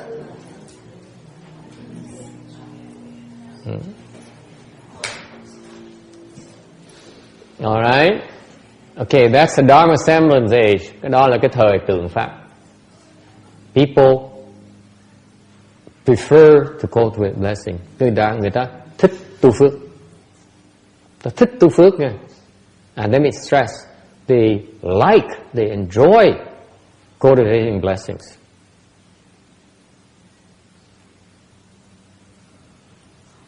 Yes, Ru Jing. 老师，我听到一个说法，意思就是说，有福报的人，他们这一生呢有很大的福报，他的福享完了。如果在享福之中呢，他没有布施，没有做好事，那么那个福报享完了以后，还是会动，是不是这样子？是的。那这样就有钱人家，我只是有福报的，但他们自己应该知道，我只是要修，要到庙里来听经听课，然后才知道怎么做，怎么享福，下一生的才能够还是有福报的意思。对，福报比较多，对，比报很多。其实一般人都不懂这些，只知道享福。一般人不懂。对。Và hỏi là mình những cái người giàu có là sao? Người giàu có thì họ hưởng cái tiền của họ rồi, thì hưởng xong rồi thì cái phước nó hết rồi thì sẽ bị đọa. Đúng như vậy, nó đúng. Phước hết đương nhiên bị đọa. Thì như vậy những cái người mà tới chùa mà không có tiền, hay là chỉ tới chùa như những cái người bà láng giềng mà bà tới chùa thôi, bà chỉ thích tới chùa thôi. Thì bà đang tu như vậy, bà đang tạo cái phước đức rất là nhiều, để sau sẽ có nhiều cái kiếp sau có nhiều phước dễ sợ, rất nhiều phước. So the question is, if you're rich and you make a lot of money and you enjoy your wealth, eventually the next time around you will not, your blessings are exhausted. That's when you fall. You're bound to fall the next lifetimes. Whereas if even though you don't have any money, you go to the temple, you cite the Buddha's name, you bow to the Buddha, you sweep the floor, you clean the windows, and so on. You do little things like that. You actually are creating a lot of blessings for you to use in the future lives. A lot of blessings. This is why the Sangha is considered to be the field of blessings. Thành ra cái bên người tăng á, người tăng đoàn mới được gọi là cái phước điền. Vì vậy đó, là muốn tạo cái chỗ để cái vị tới trồng cái phước để sau này có phước. That's why vì vậy this is why the Sangha and the temples are places they're called field of blessings, because they allow you to plant your blessings. It's the better places to plant your blessings. Thành cúng dường cho cái tăng đoàn, cúng dường cho Tam Bảo là cái cúng dường cái chỗ phước điền là tốt nhất mà có thể cúng dường được. Someone asked me, it's a funny thing. I'll tell you a funny story. Kể quý vị cái chuyện tới cười lắm.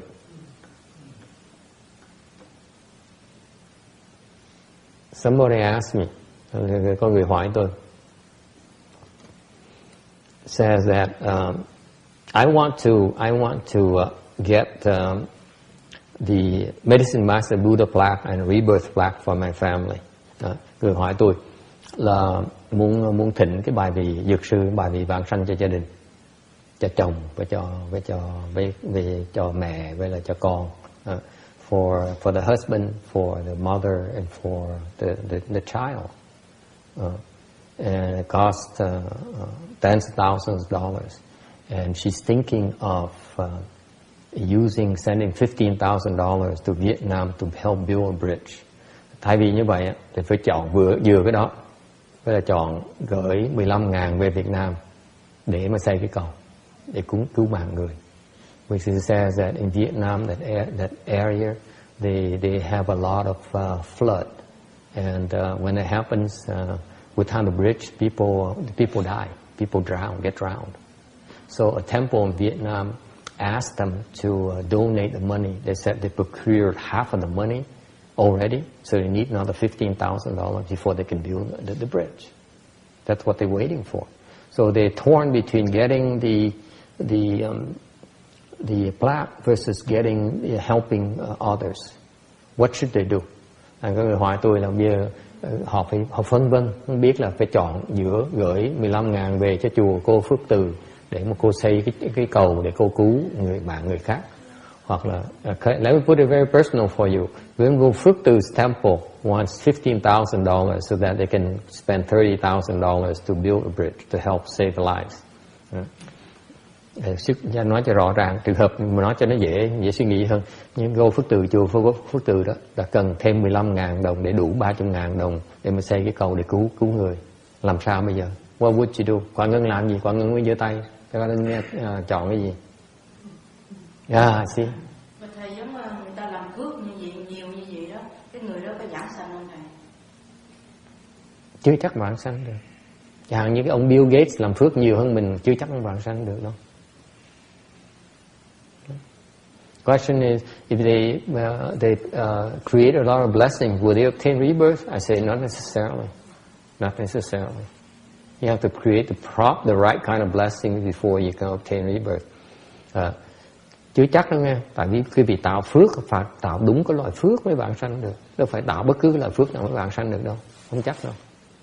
Yes. Thì có người nói có người đó làm phước rất là nhiều thì hy vọng nó đi giảng sanh mà không biết có giảng sanh được không? Thì hy vọng vãng sanh thôi. Không, phải nhắc lại người ta, không phải là vãng sanh. Làm phước đức để hy vọng vãng sanh gì lúc nào? Vãng sanh kiếp này hay chuyện khác. Còn vãng sanh là đương nhiên sẽ vãng sanh. Mình trồng cái nhân như vậy mình sẽ vãng sanh. Mình chỉ biết chừng nào thôi. Cái người mà phước tốt á, mới là vãng sanh kiếp này. Phải nhắc người ta cái chuyện đó. Người thiệt sự mà có phước có quả ngân à, cái người đó đòi vãng sanh ngay lập tức. Cái người không có phước á, người ta chỉ nói tôi vãng sanh, tôi muốn vãng sanh. Mình nghe em biết ngay là người này còn chưa đủ phước. Cái người mà ta khôn á, người ta đủ, ta rất giàu, ta đòi vãng sanh ngay lập tức. Ta nói tôi không đợi nữa, tôi không muốn đợi. Nghe rõ ràng không? Không, tôi hỏi cái người mà đủ phước, ta hiểu ngay lập tức, ta biết ta muốn vãng sanh ngay lập tức. Còn người không đủ phước nói gì nói, tôi vãng sanh. Thì đương nhiên vãng sanh rồi. Họ đâu có hiểu sự khác biệt giữa vãng sanh với vãng sanh ngay lập tức, nó khác nhau nhiều lắm. Có loại phước nó khác nhau nhiều lắm. Cái loại phước mà vãng sanh ngay lập tức, có loại phước mà cực kỳ là thượng hảo mới vãng sanh ngay lập tức. So the question is people who says I do a lot of charity work, I do a lot of good stuff so that I hope to be obtain rebirth. I say, will they obtain rebirth? I say, yeah, of course they will. The question is not whether they obtain rebirth. The question is when they can obtain rebirth.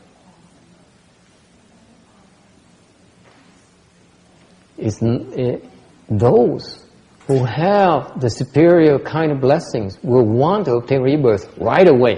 They don't want to wait. Those who do not have as good of quality blessings, they say, okay, I want rebirth. They're happy with that. They don't understand there's a big difference between immediate rebirth versus rebirth in the future.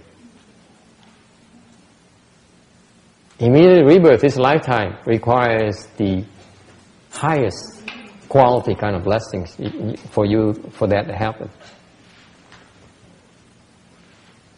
Yes? I'm not totally clear on the situation. Are you talking about rebirth for someone who's deceased? Or rebirth? Yes. That happens, that too. I mean, in this context, this discussion, or were you talking about rebirth for somebody who's going to decease? I wasn't clear on going to that. Both. This current lifetime. Is the situation with the offering of the plaques, was that a plaque for somebody that had died? Yeah. Is that the situation? Yes. And they're trying to obtain the rebirth for Yes. For those who have died already. You can do that too. It's a lot harder, but it can be done as well. Yes. Thưa thầy, chuyện mà khi mà nói Nam tỏ tiền để mà gửi Việt Nam để xin cầu, thì coi là cái tâm của mình có phải là vì muốn dân để mà nâng cầu hay không? Là khi mà nâng cầu là còn cửa trụ đầu đó này.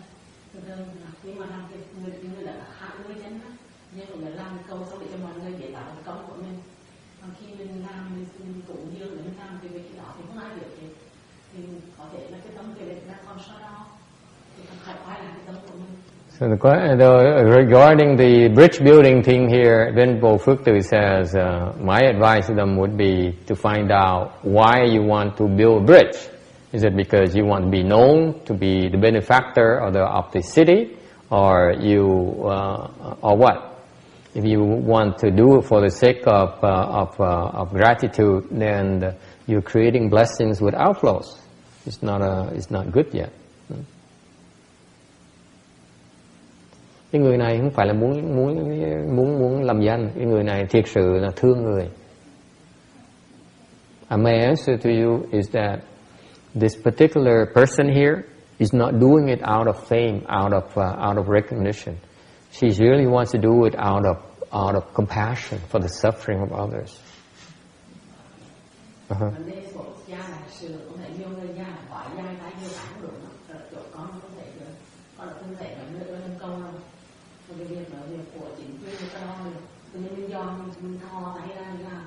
Rồi mình phải đi vận động chỗ này vận động chỗ kia, có thể mấy sư cô rồi chạy lóng rồi đi xin tiền chỗ này xin tiền chỗ kia, này đồng mà đồng về sẽ cầu đâu bây giờ cũng là việc của mình.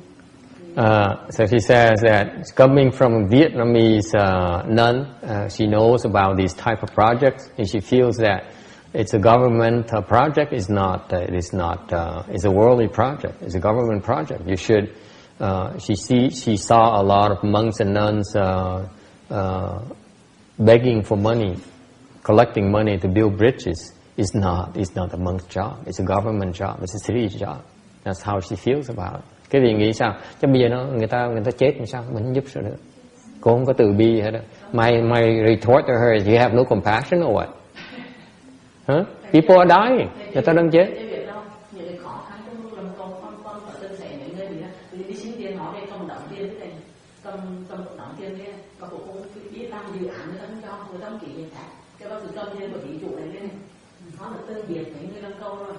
She says, I have personal experience. I know about these people who build bridges. It's not anything new. They have the money and then they don't get a permit, they don't get the approval to do their work.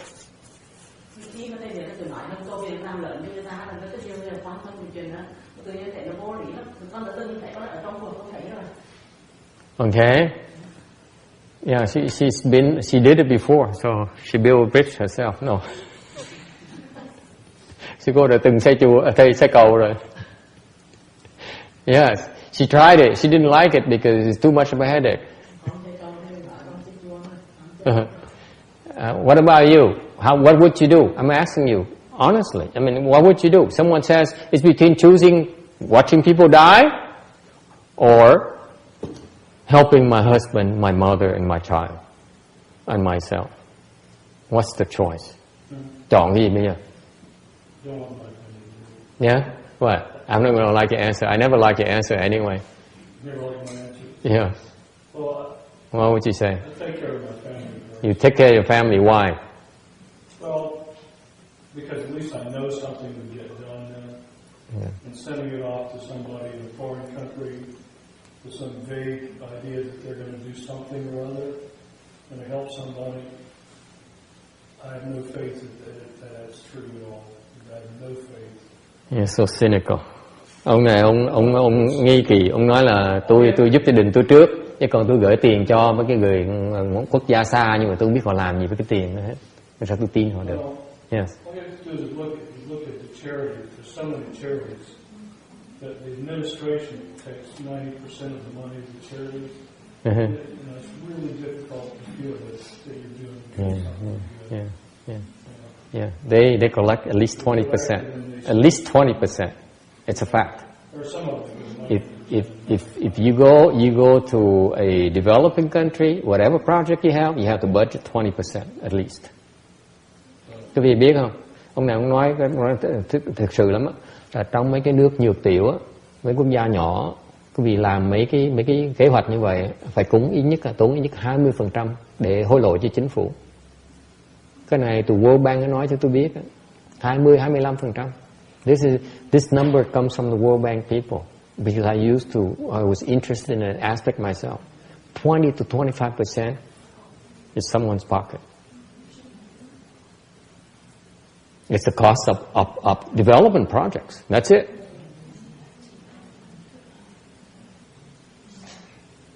Okay? What else? Còn gì nữa? So I want to see who's cruel and who's not cruel today. Ngày hôm nay tôi muốn người nào? Tôi muốn người. I see a cruel person already. Two cruel person. People, hai người rất là ác. Yes, Janice. What would you do? What? You're the cruel one too. Ba người ác. Yes, bác ác hay là bác ác hay là bác từ bi? Hỏi nó giảng gì rồi? Hả? Ác hay là từ bi?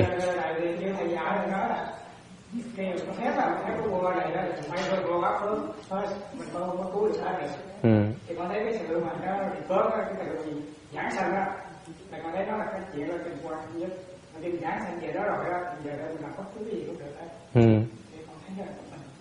So he's a cruel one as well. Okay. Ông này cũng ác luôn nữa. Rồi, ai nữa? Yes, ông Tràng cũng ác, là tướng ác mà. Oh, so he's a... là cứu người là quan trọng hơn. Còn cứu có được hay không thì do cái phước của người đó được hơn. He begs to differ. He says, I beg to differ, all of you. He believes that helping people is more important. Whether you help him, you can help him or not, is something entirely different. But his mind is he wants to help people first. So he's more compassionate. Only one compassionate, 1 against 5, 1 trong 5. Yes, Randy, what would you choose? Randy, of course, cruel. Never mind. Yes, là 6. Okay, 7. Yes, 7 cruel. Yes. 8. Okay, 2 to 7. Okay. Sao cái người này sao? Giúp hay là cứu người? Cứu người hả? Cứu người. Okay, then 3 to 7. Yes.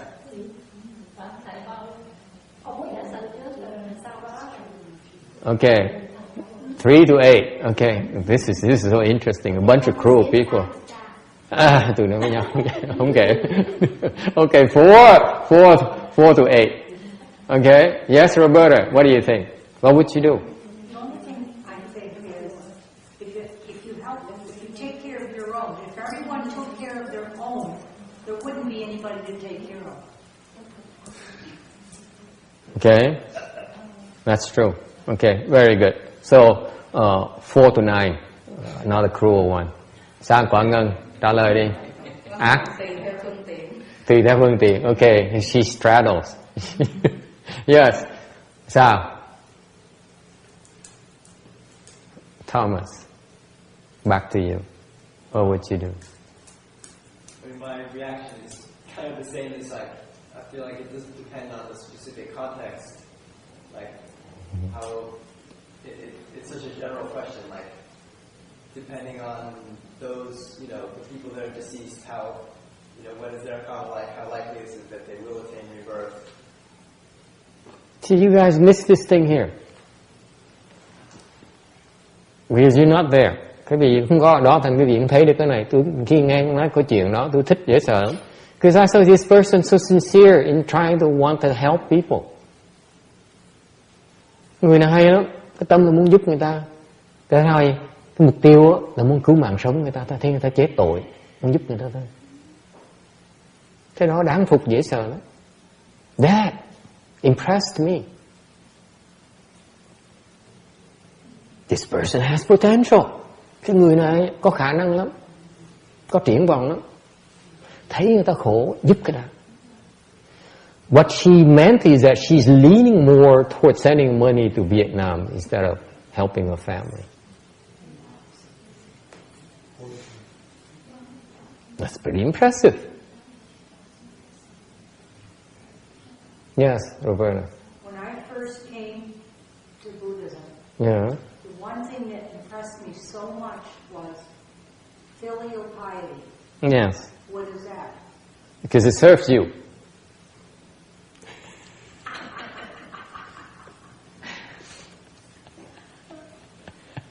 I'm kidding. Yeah. That's helping your own. Filial piety is helping your own. Is it not? That's impressive. That's impressive. Not bad. Not bad. That's good. Yes. There was that interesting line in the Bodhisattva precepts. It was basically saying the precepts are filiality. That filiality is the root of the precepts. Yes. Yes. But you don't understand what it means yet, so don't repeat something you don't understand.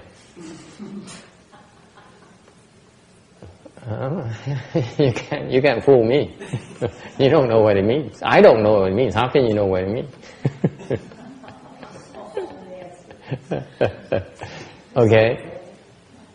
Cái người này hay dễ sợ lắm, tôi phục dễ sợ lắm. Cái tâm là muốn giúp người ta thôi. Khờ không thể tưởng đâu. Người ta kể chuyện khóc một cái là muốn giúp tôi. I say this person has potential. Because she hear a sob story, she won't help. It takes a lot of blessings to have that kind of mindset, folks. Cái người mà có phước nhiều, cái tâm người ta như vậy đó. Quý vị biết không? Tâm từ bi vậy sao? Cái phước nhiều tự động nó thành cái từ bi như vậy đó. Tôi phục vậy sao? Nó được. Nó được. But what did I tell her? Tôi thấy tôi thích. Biết tôi nói gì không? Kim Điền nói gì bây giờ?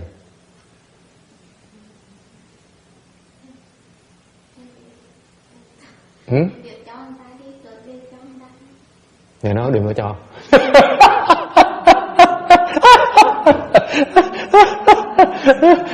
Tôi nói đừng có cho. Thầy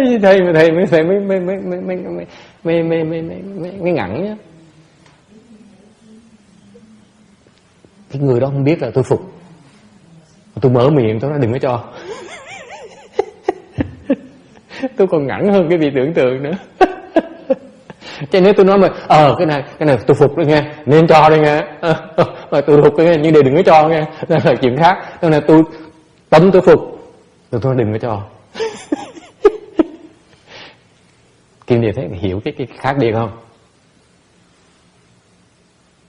Phải giấu chứ đâu có nói tôi biết nữa. Người ta mới hiểu mình từ đâu tới. Nếu ta hiểu mình từ đâu tới là mình đâu có gì để mà dạy người ta được.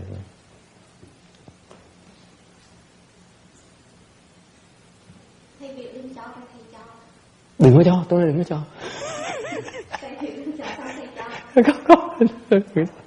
Tôi đừng có cho. So, thầy ác, thầy cũng ác như 9 người khác, thầy là 10.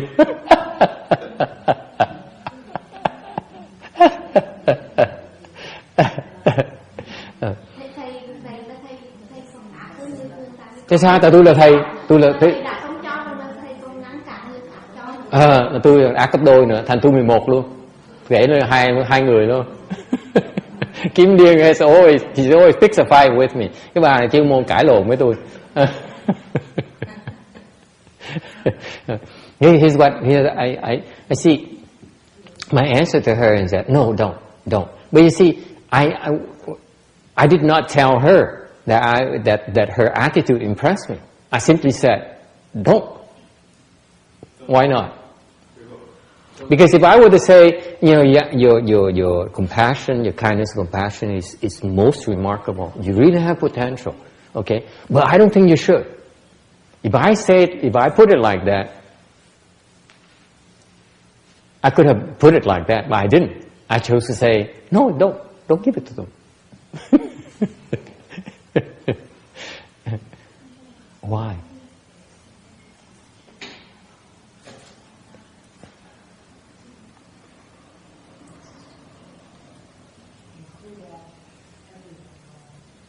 Why, Janice?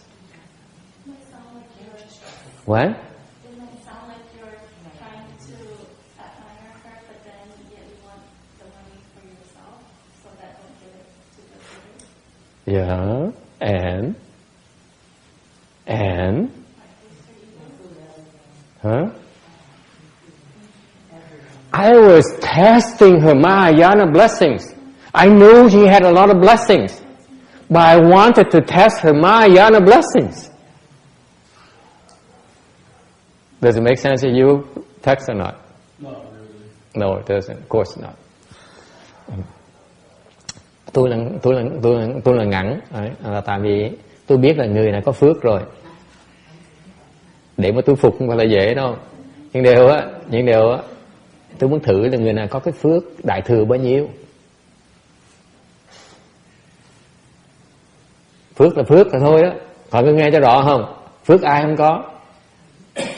Từ bi ai không có? Vậy cái từ bi đại thừa nó khác.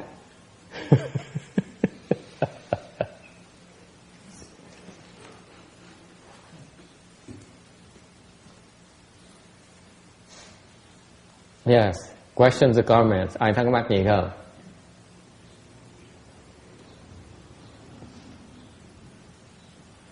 Yes. Oh, I just had a thought. It occurred to me about the filiality. Seems like maybe on some level being truly compassionate towards your parents is really difficult because they're the ones who taught you how to suffer.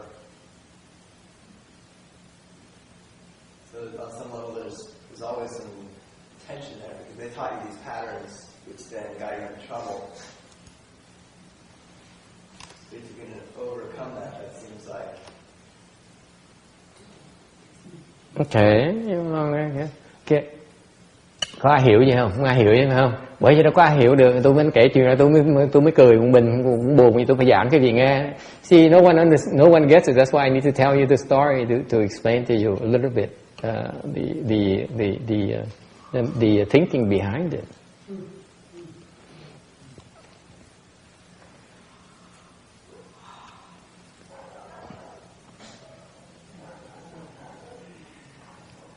I said, you know, have you seen this came out immediately. I wasn't thinking. Tôi không suy nghĩ gì hết nha. Nói một cái tôi trả lời ngay lập tức. Tôi nói là có thấy họa đồ cái cầu chưa? I asked her, have you seen the bridge drawing? I said no. Have you seen any paperwork? Thấy giấy tờ được giấy phép giấy tờ gì chưa? Chưa. No. I said, you better go check the paperwork. Tôi nói lo đi coi mấy cái giấy tờ đi. Lần đầu tiên tôi nghe chuyện này đó nghe. Tôi không biết chuyện xe cầu, lần đầu tiên nghe chuyện chùa xe cầu. Okay. Tôi nói là coi giấy tờ đi. Okay. You better go check the paperwork. Number one. Okay. That's all I know at this point. Number two. I have a problem with a monk or nun building a bridge. Thứ nhì tôi nói tôi đối với người xuất gia đi xây cầu, tôi thấy cái chuyện nó hơi choảng tay một tí. Xây cầu là thế gian pháp. Người xuất gia tôi không có làm cái chuyện đó. Monks are not supposed to do that. Nuns are not supposed to do that. I have a hard time seeing a monk and nun being in charge of these projects and getting money to do these projects. That doesn't sound right to me.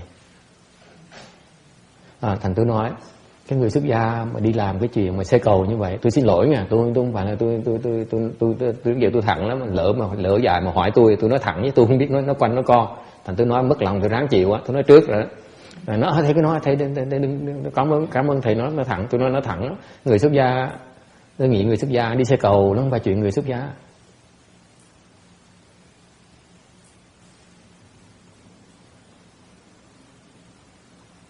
Okay. So what now? Bây giờ làm sao bây giờ? Now she has to go home and sort out the drawings, whether I'm after her money. Okay? Thằng bây giờ về phải suy nghĩ. Bên Việt Nam là sao? Cái ông này, ông nó moi tiền mình hay không moi tiền mình? Okay?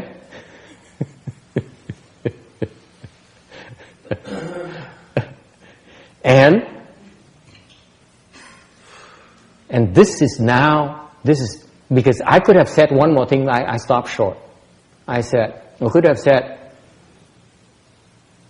phải hiểu rằng mình tu để làm cái gì. Mà tôi không nói chuyện này. Tại người này mới. This is a newly arrived to the temple. That's why I haven't explained these things yet. Yeah. You need to understand why you're doing this. Phải hiểu cái chuyện mình làm, tại sao mình làm cái chuyện này. Okay. Tôi có thể nói rằng lúc đó tôi ngừng lại nghe, lúc đó tôi nói một cái, tôi nói hai cái chuyện xong tôi ngừng lại ngay lập tức.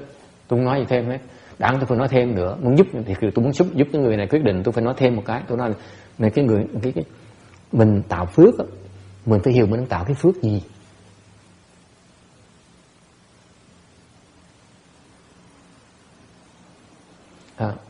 I stop short of saying that if you create blessings, you need to be clear in your head what kind of blessings you're creating. Right? Building a bridge is worldly blessings. Xây cái cầu là cái pháp thế gian, cái phước thế gian.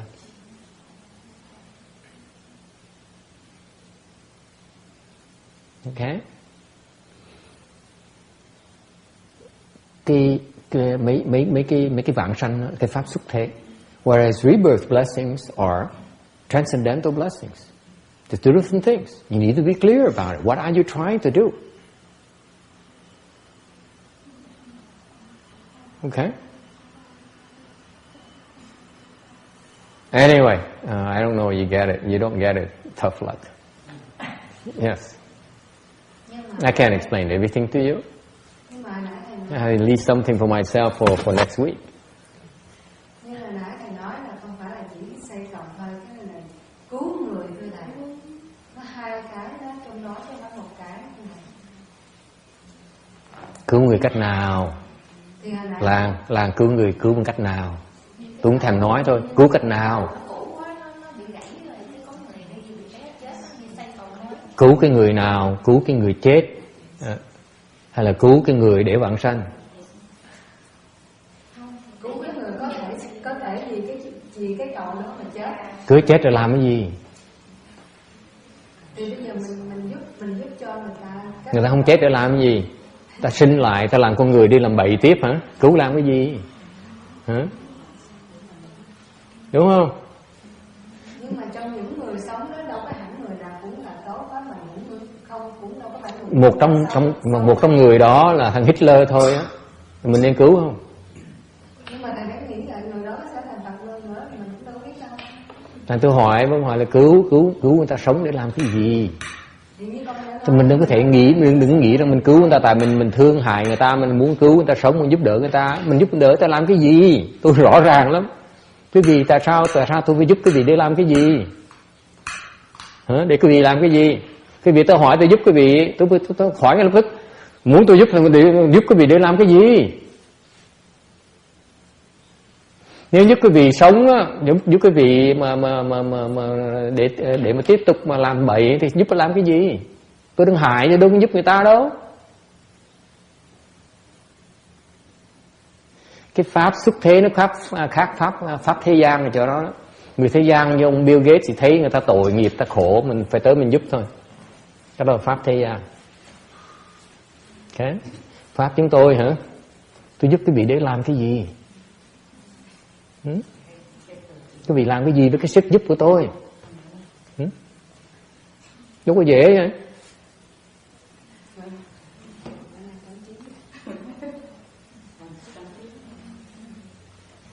You see my problem? My problem is this. People keep on telling me, but I need to help them because they're dying. I can't say no. I said, you helping them? Why are you helping them? For what reason? What for?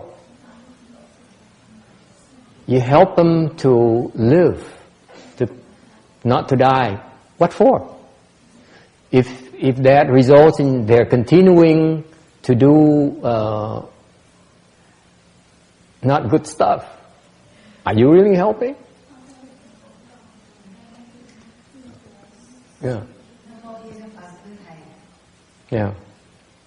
Người xấu cũng có mà người tốt cũng có. Yeah. Người tốt mình đâu có biết là họ sẽ làm cái gì, nhưng mà mình cứu được họ đi để ra một cái phước đại phước của mình. Okay. Okay. Có xấu thì là có tốt. Vẫn còn xa lắm em ơi. He says good and bad people. You know, and I say you're still very far. Okay, next person. So cô Phước Từ. Câu chuyện này nó sẽ kể ra con nhớ một câu Đức Phật dạy thế này.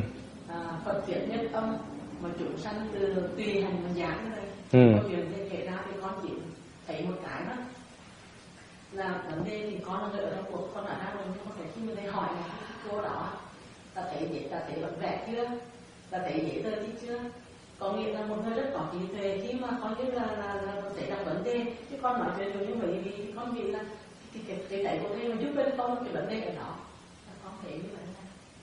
I don't get what she's speaking about either, but yeah. Anh như được không?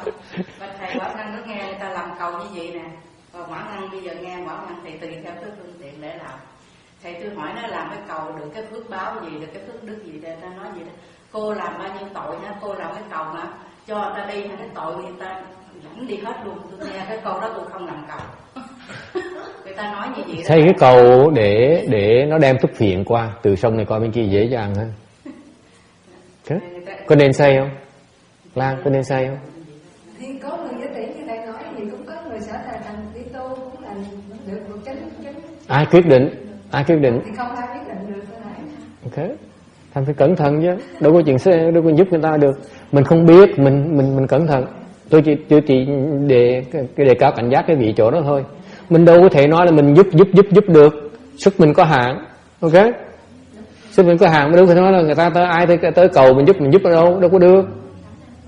Vừa phải thôi nhé. Cái người xứng đáng, tại mình giúp người không xứng đáng là cái người xứng đáng tới xin mình giúp không được. Okay? I'm reminding you, our resources are limited. They're not limitless. If you help someone who does not deserve it, you do not have the resources to help someone who deserves it.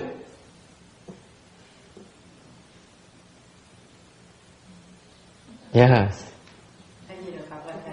Còn cái phóng sanh nữa, người ta như gì? Người ta phóng sanh, người ta bắt con chim, người ta đi phóng sanh, người ta nói tôi phóng sanh, mua con chim này để phóng sanh, để làm sao? Tôi có cái tội gì, tôi có cái nạn gì, con chim này đã ăn hết cho tôi. Tôi nghe cái tội gì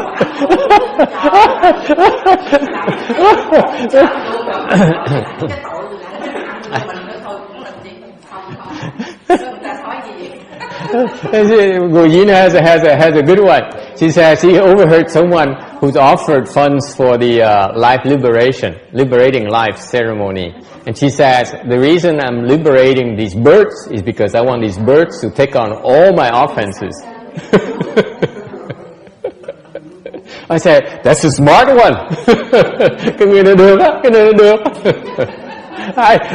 I like this person. Cái người này có vẻ có triển vọng đó.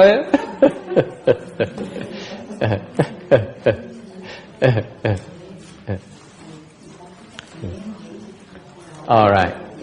Any other question? Any other questions, comments? Yes. I just wanted to ask if you repeat what you said before, after you define proper Dharma age and different ages. You repeat what you said about Avalokiteshvara's prediction. You mentioned ages. I didn't understand what you said the first time. What ages? We're talking about Avalokiteshvara's prediction of Buddhahood, and then you said there was Avalokiteshvara would skip certain ages or... No, Amitabha does not have the Dharma image age or Dharma ending age. She only has the proper Dharma age. And then after that, Wan Yin will take over. He also will become a Buddha, has only the proper Dharma age, no Dharma semblance or ending age. So each Buddha is different. Anyone else?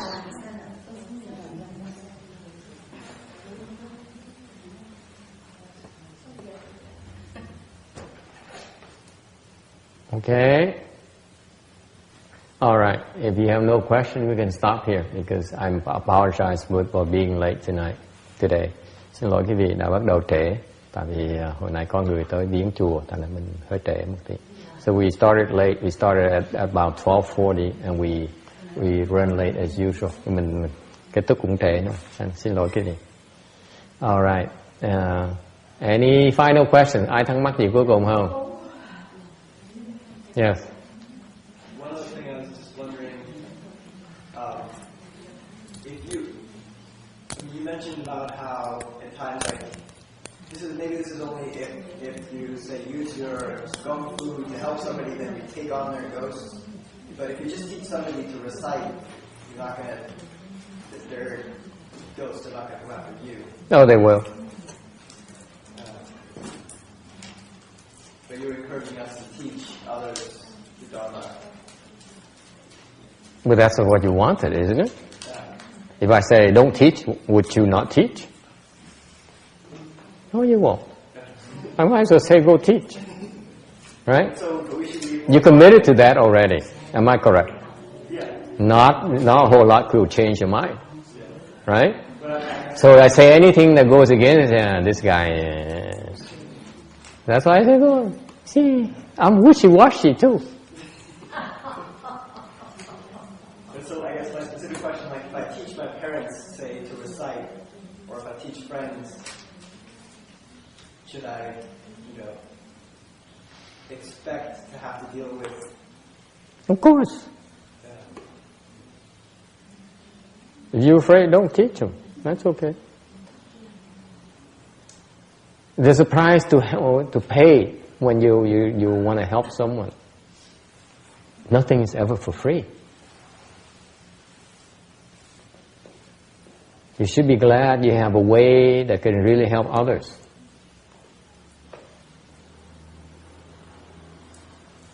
And sometimes you have to pay the price to help others. You can't do it, without suffering the consequences. It doesn't work like that. If you know full well you have to pay dearly for it, and you still do it, that's what's called virtue. So you start out with first by helping the people close to you. Why? Because you owe them. And then you expand.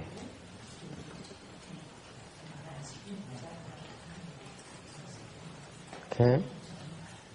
You have to start out small. You can't go too far. Because your resources are limited. You need to build your base. Thành ra ông này ông hỏi là mình giúp người ta dạy người ta là niệm Phật này nọ có bị quỷ thần, mình đang phá người ta bị quỷ thần, người ta nó trả đũa, đương nhiên phải trả đũa. Mình biết người ta trả đũa mình muốn dạy như thường mới gọi là đức. Thành ra tôi khuyên là muốn giúp thì bắt đầu giúp người xung quanh mình cái đã, đừng có nhìn xa quá. Nhìn quá xa quá là dại. Mình phải cần giúp người gần, nhưng nhất là sao? Thứ nhất á, mình đừng nợ người ta. You want to help those close to you, your family members, your relatives first, because you owe them. You have a debt. You're settling the debts right now, so you want to get started on that. Okay, and you build the base for your cultivation. Mình giúp người ta như vậy thì mình có được cái nền móng để mình xây được. Chứ mình không có gốc, mình tu không được.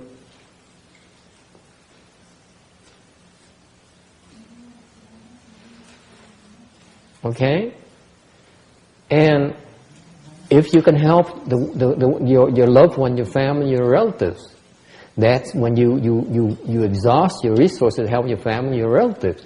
That's when you are ready to help others.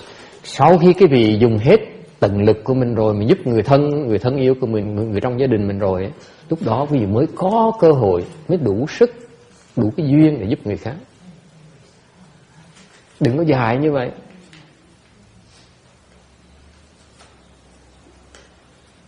Cái mông lung, cái đòi vói xa quá nó không được.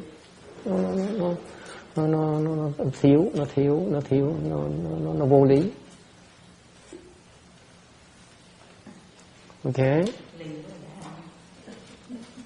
Okay, any other questions?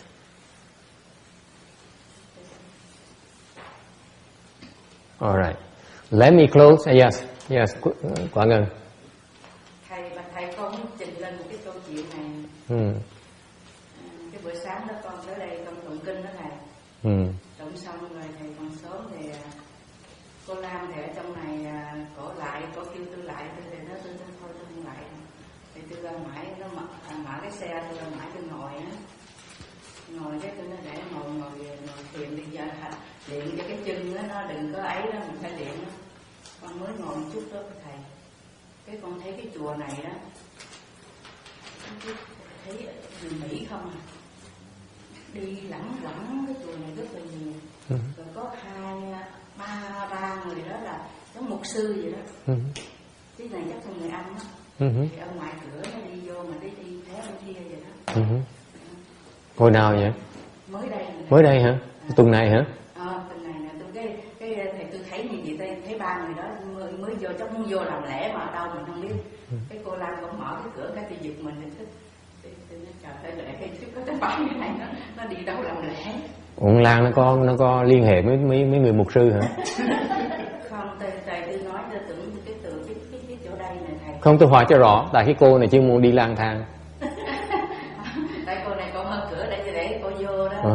Tôi hỏi thầy con mở cửa cô vô, con muốn chở tôi về mà. Thầy con mở cái cửa thì giật mình một cái. Thì tôi nghĩ cái chùa này đó thầy, cái chỗ đây ngày xưa là nhà thờ đó. Chắc những người đó còn ở đây lẳng quẩn. Bởi vì tôi tới đây khám chùa hoài đó thầy. Tôi muốn làm cái bài chỗ của họ mà mình đang share chỗ với họ thôi mà. Cái miệng nó rung cập nó cái chùa này ghê quá, tôi tới tôi tự nhiên thần ngày tôi thấy còn ghê. Cái đó đúng. Wo has a vision. She's going crazy as usual, but she has a vision. She says one of these days in the morning she would come to do the morning recitation, and she sat to meditate. Yeah, right. And she has a vision. She has a vision. This temple is full of Caucasians, and many of them are priests. This used to be a church. And then Lan opened the door, and then she woke up. So I said,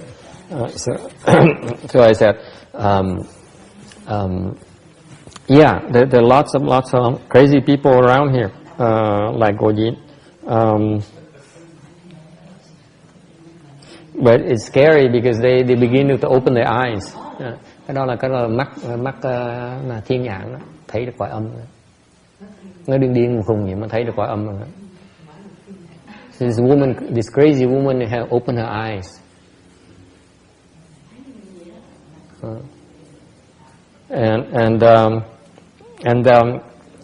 My answer is that we're sharing the space only because this used to be a some kind of church, so they're very attached to this space. Okay, and for example, the dead priests from the prior generation, or the people who came to the church and who died here, and this is their church, they're very attached here. Những cái người mà ông linh mục trước mà đã chết ở đây rồi chết đó, hoặc những người mà mấy cái con chiên mà đã đừng chết ở đây đó, tới đây đó, thì họ vẫn hơn còn lai vãng ở chỗ này, chuyện thương lắm. Ok.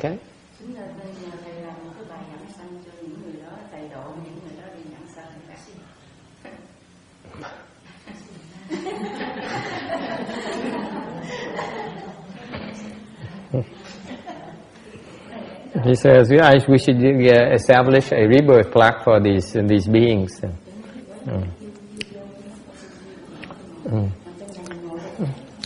Oh well, any other questions?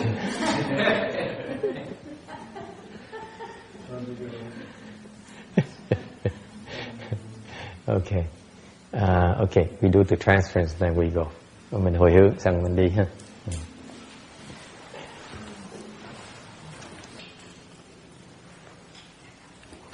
May these merits and virtues adorn the Buddha's Pure Land, repaying the four kinds of kindness above, aiding the threefold paths below. May those who see and hear all bring forth the Bodhi mind. Then when this retribution body is done, be all born a land of utmost bliss.